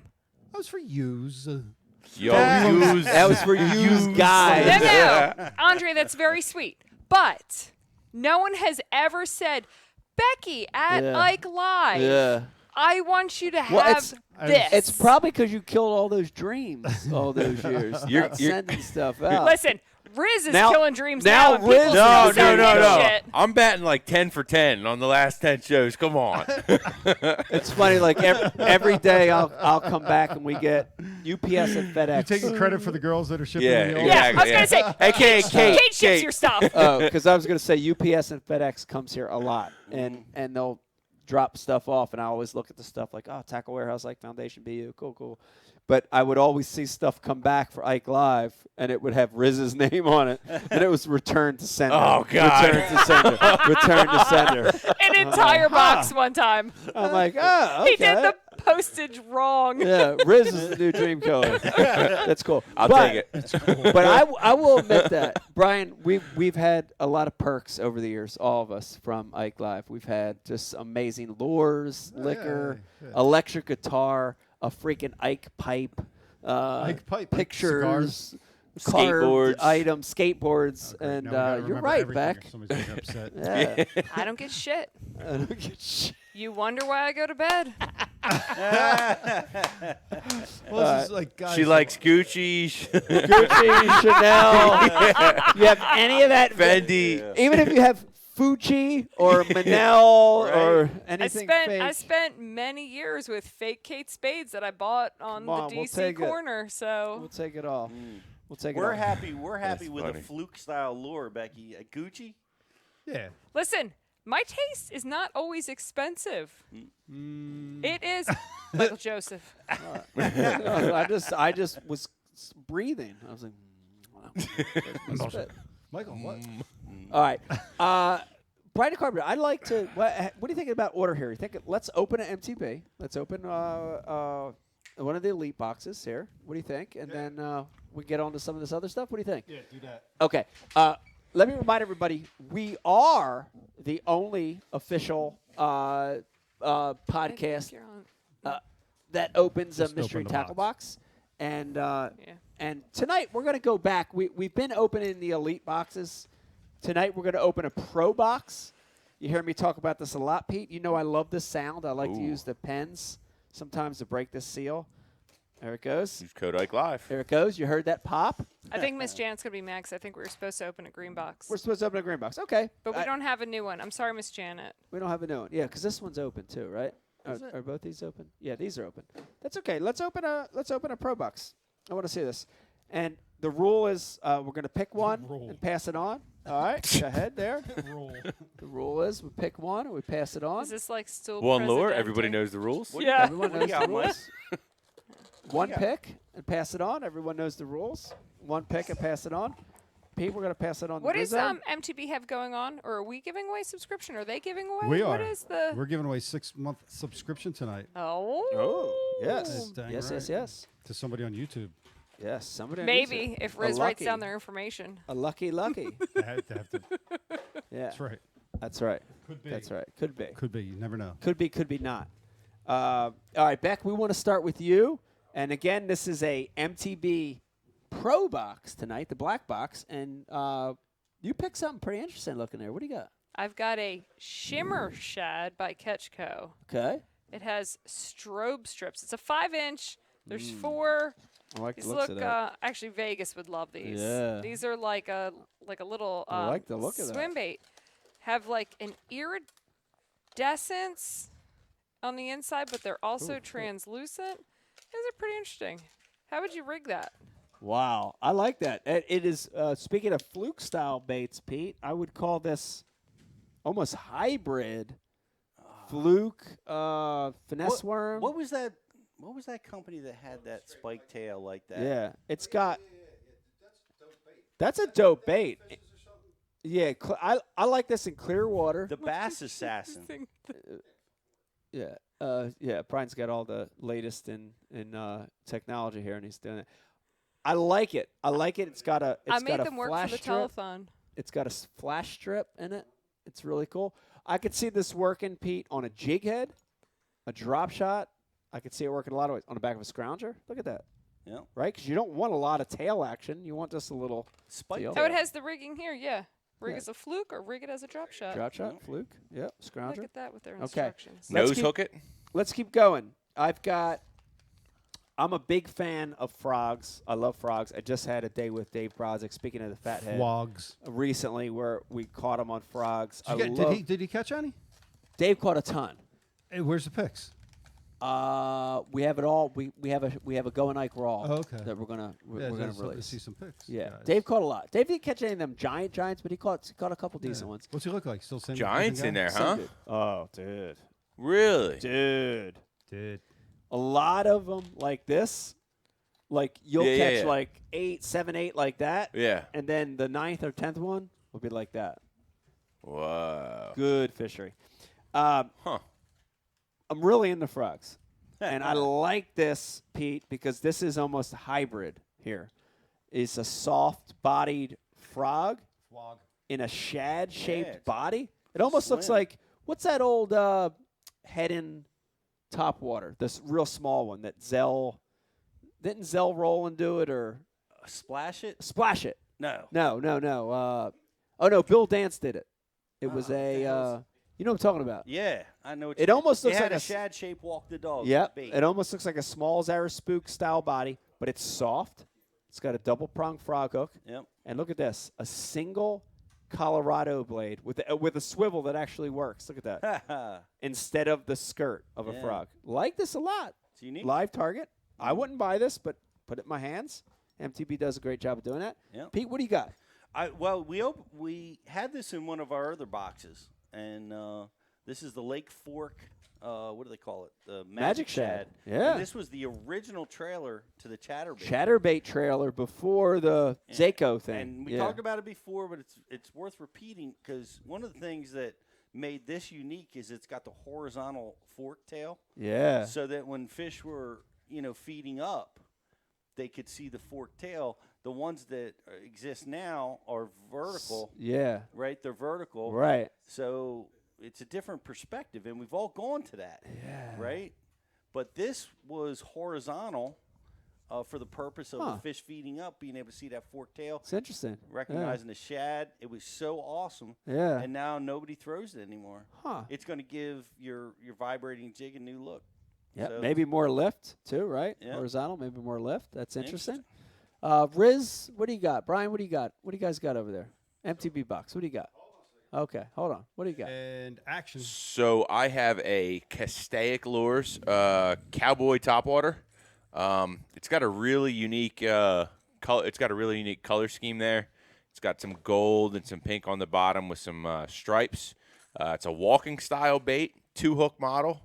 I like it because it's not real big. It's not huge. It's something that, the fish that we target in South Jersey, those average 2-pounders, won't be too intimidated by. It's a ½ ounce, so you can fire it out there. Castaic, I've used a few of their baits before, and I like them. So I'm going with the Cowboy Topwater. Brian, what do you got? Tap water? Did he say tap water? Brian, what do you got? Oh, I'm going to do it right now. Dude, this thing's crazy looking. I ain't thrown it yet, but it's the Biospawn Rattlebot. Well, hold on a second over there. Let me do this, that, and that. All right, you guys are good. Biospawn Rattlebot. Dude, look at that. You heard it? Hold on. They're conversing. All right. You got it?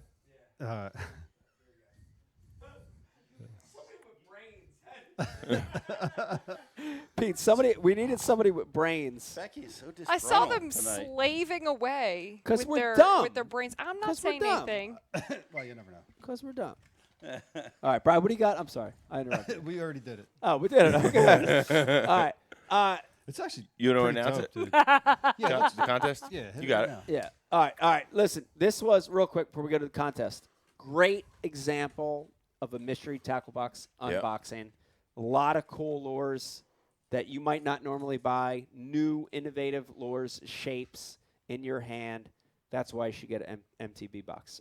Dude, I got a couple boxes ago. I got a pack of Liquid Mayhem soft plastic swim baits with a little tube of Mayhem in there. Ooh. Yeah, they're pretty dope too. Dangerous. They're really Wow. That's cool. They're actually really dope baits. I got some crankbaits from MTB boxes that are still in. They're still in the rotation. I still take them out and use them. Rotate it. I like this thing a lot. I'm not kidding. I'll put this in my box for James. Did you have shower blows in a box two ago? Did I?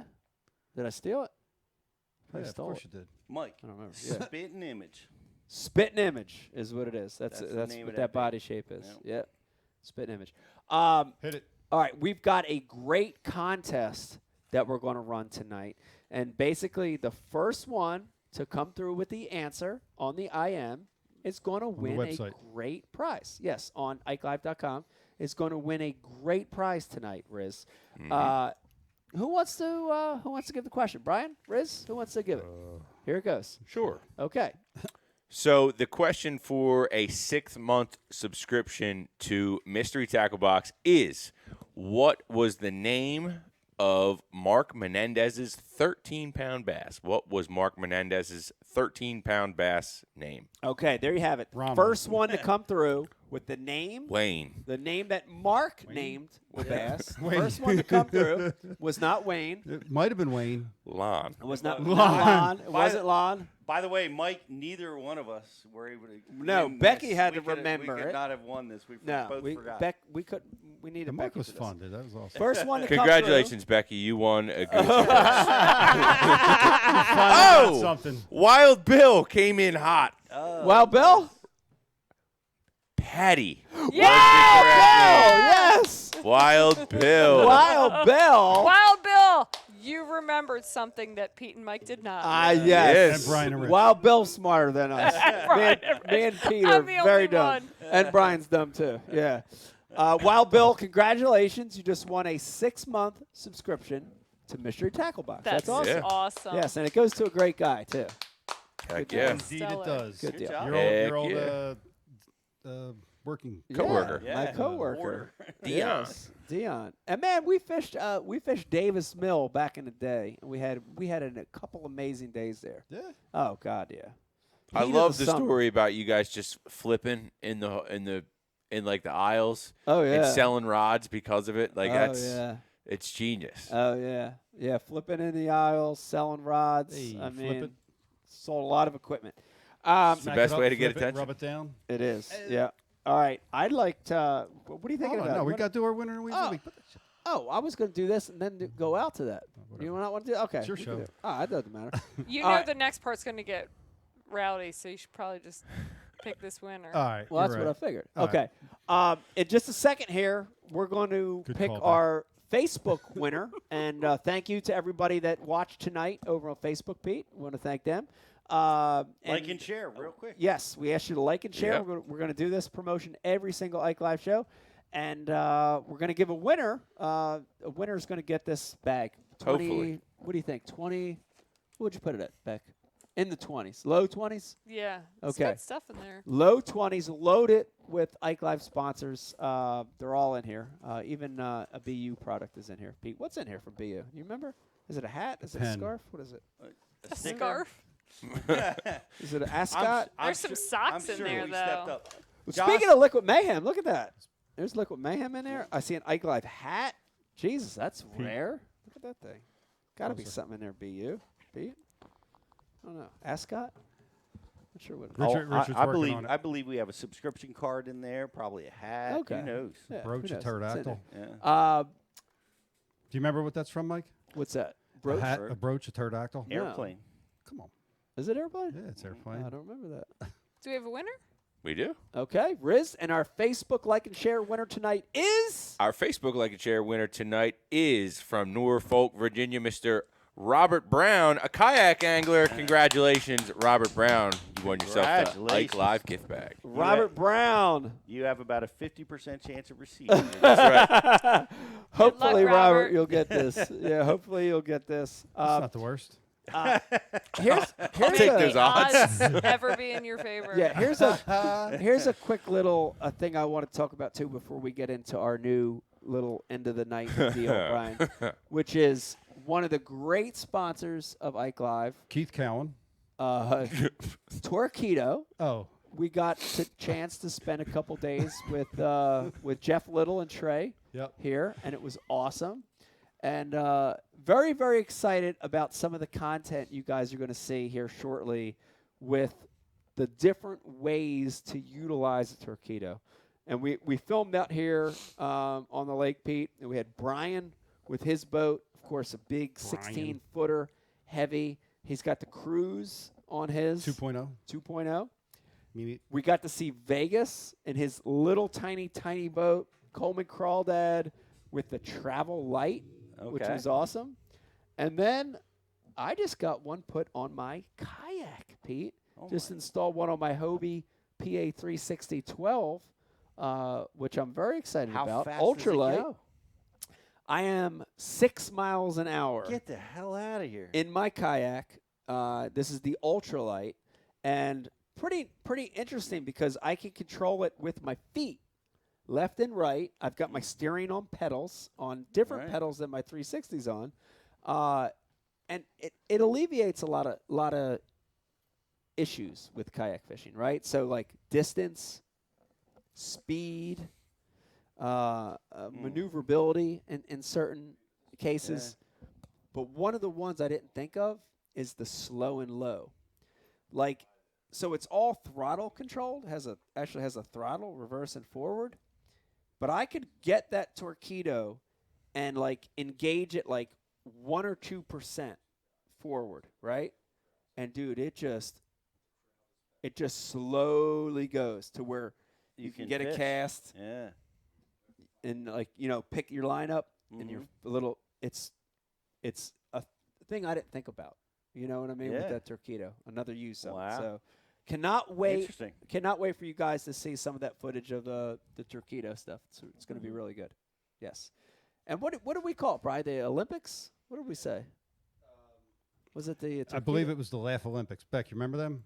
First annual Laugh Olympics? The Laugh Olympics? Torquedo? No. You don't remember the Laugh? Laugh? You're probably how old are you? Pete, you remember the Laugh Olympics? No. It was a cartoon. Never saw it. Oh, come on. No. It was Hanna-Barbera, I believe. That was the... I don't remember. You don't remember the Laugh Olympics? No. Are you making this up, right? No, somebody. Richard, bring it up, Rich. What? I can't see. He's making this shit up. All right. I am not. Captain Caveman. Captain Caveman, of course. He was part of that. Okay. I don't remember the Laugh Olympics. What? This is real. Yeah, people on YouTube, let us know. All right. Facebook people, they don't know. Laugh Olympics. I don't believe it. All right, Brian. This is a really fun part of the show. Is it? Yes, because we're starting fights. A new.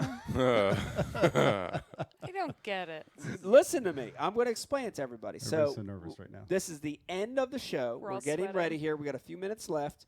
We're starting a new segment each week, and this segment is called The Winner and Weasel of the Week. Yeah, I stole it from like every sports radio talk show across the country. There you have it. Brian stole it. So you actually have taken time to figure out who you're picking as your winner and your weasel. This whole thing only revolves around me wanting to call somebody out for being a weasel. There you go. That's the only reason. All right. Okay. So should I we figured start as with much. Brian?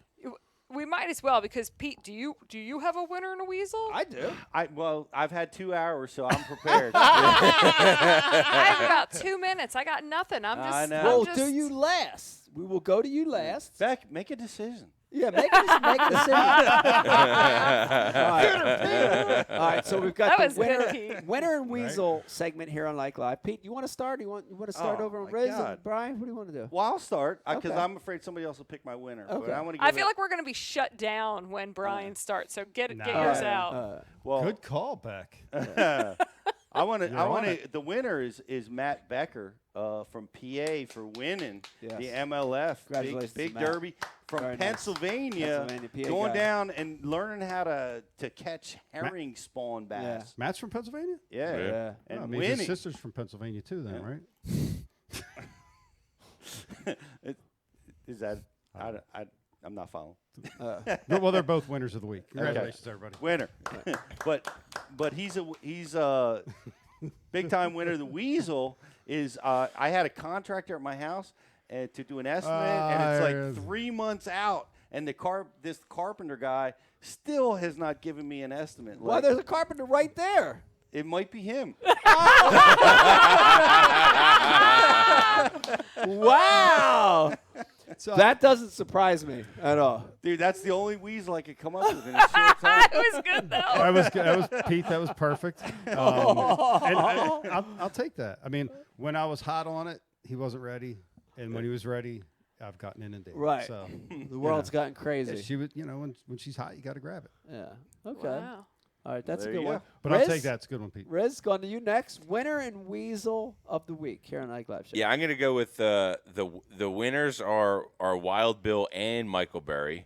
They are. And yes.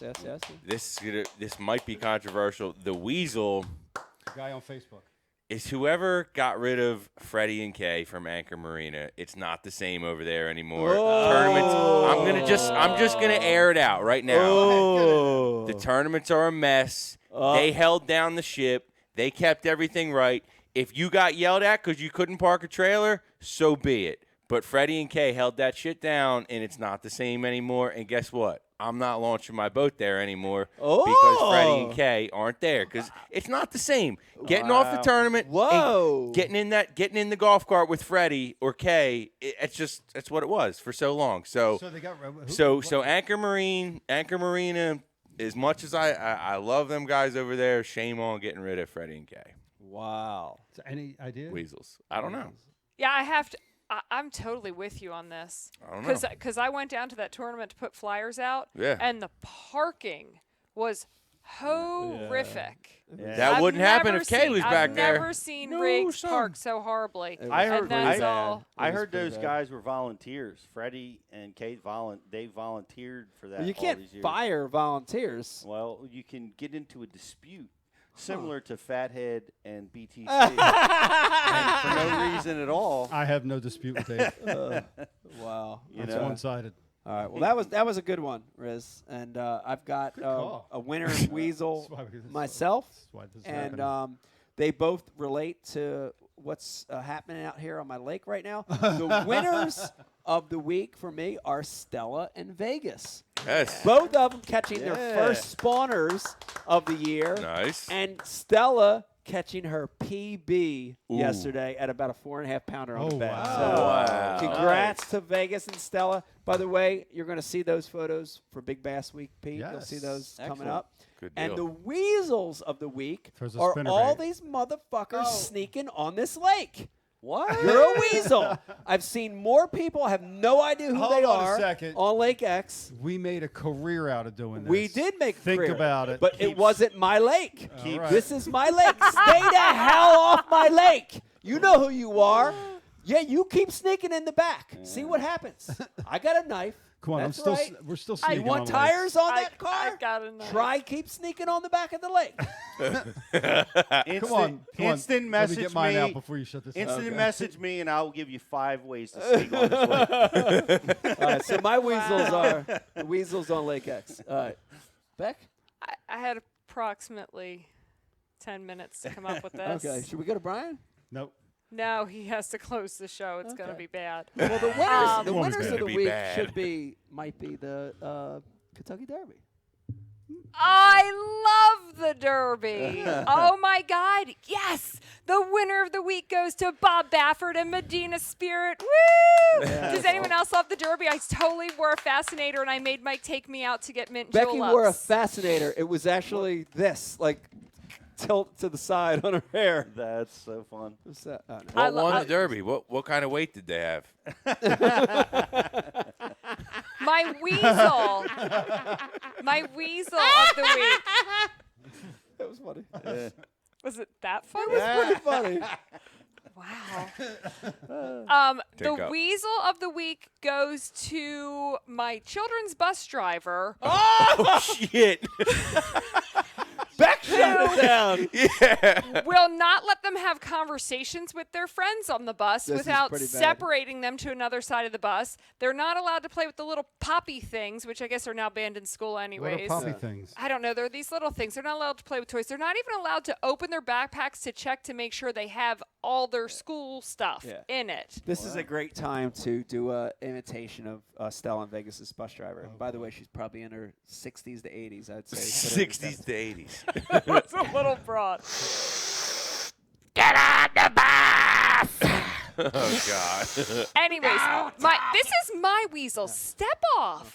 Anyways, callback. my point is that our children have lived through a pandemic, right, Pete, for the last year, and we talk about lack of socialization. Our children have a lack of socialization when they're at school. They have to wear masks. They're separated. They're not allowed to interact whatsoever with the other kids. Like, Cut 'em a it's break. hard.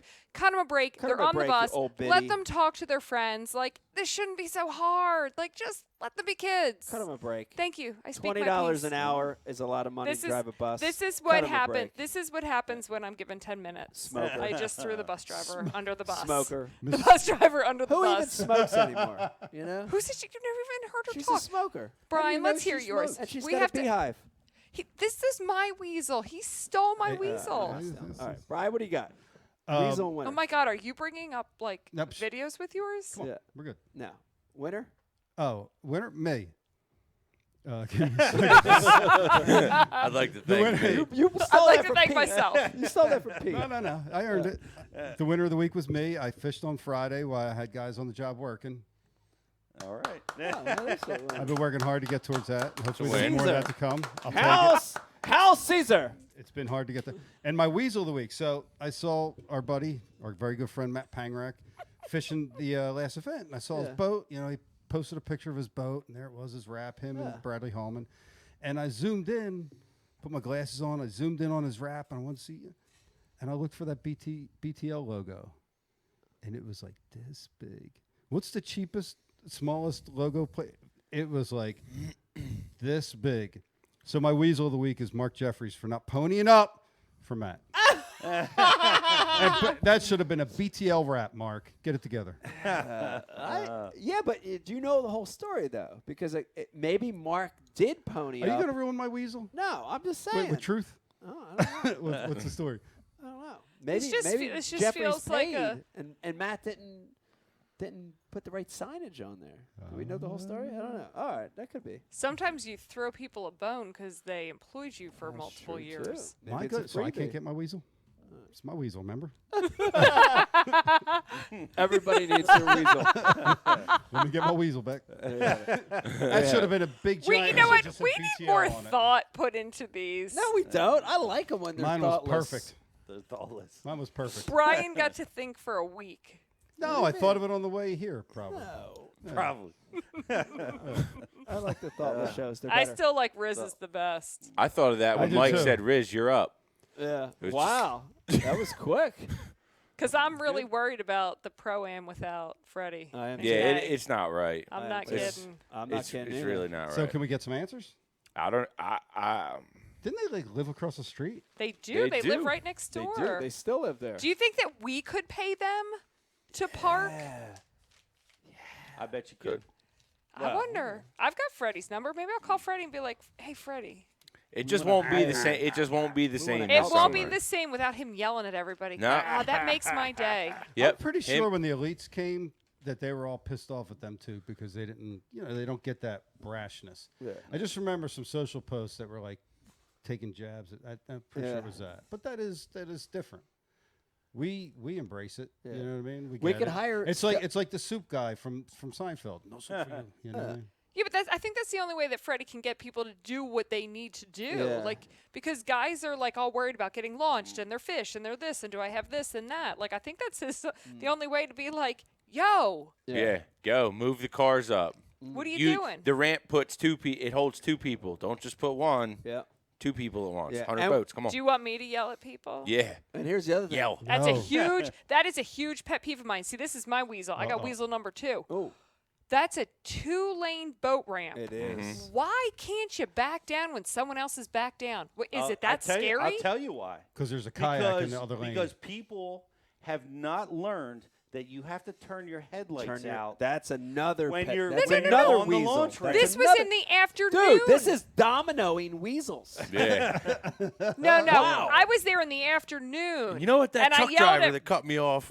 I yelled at Rich. I was like, "You're going to back down now, right?" Because there was one because the 10 guys before him only could let one guy down at a time. That's At bad. broad daylight.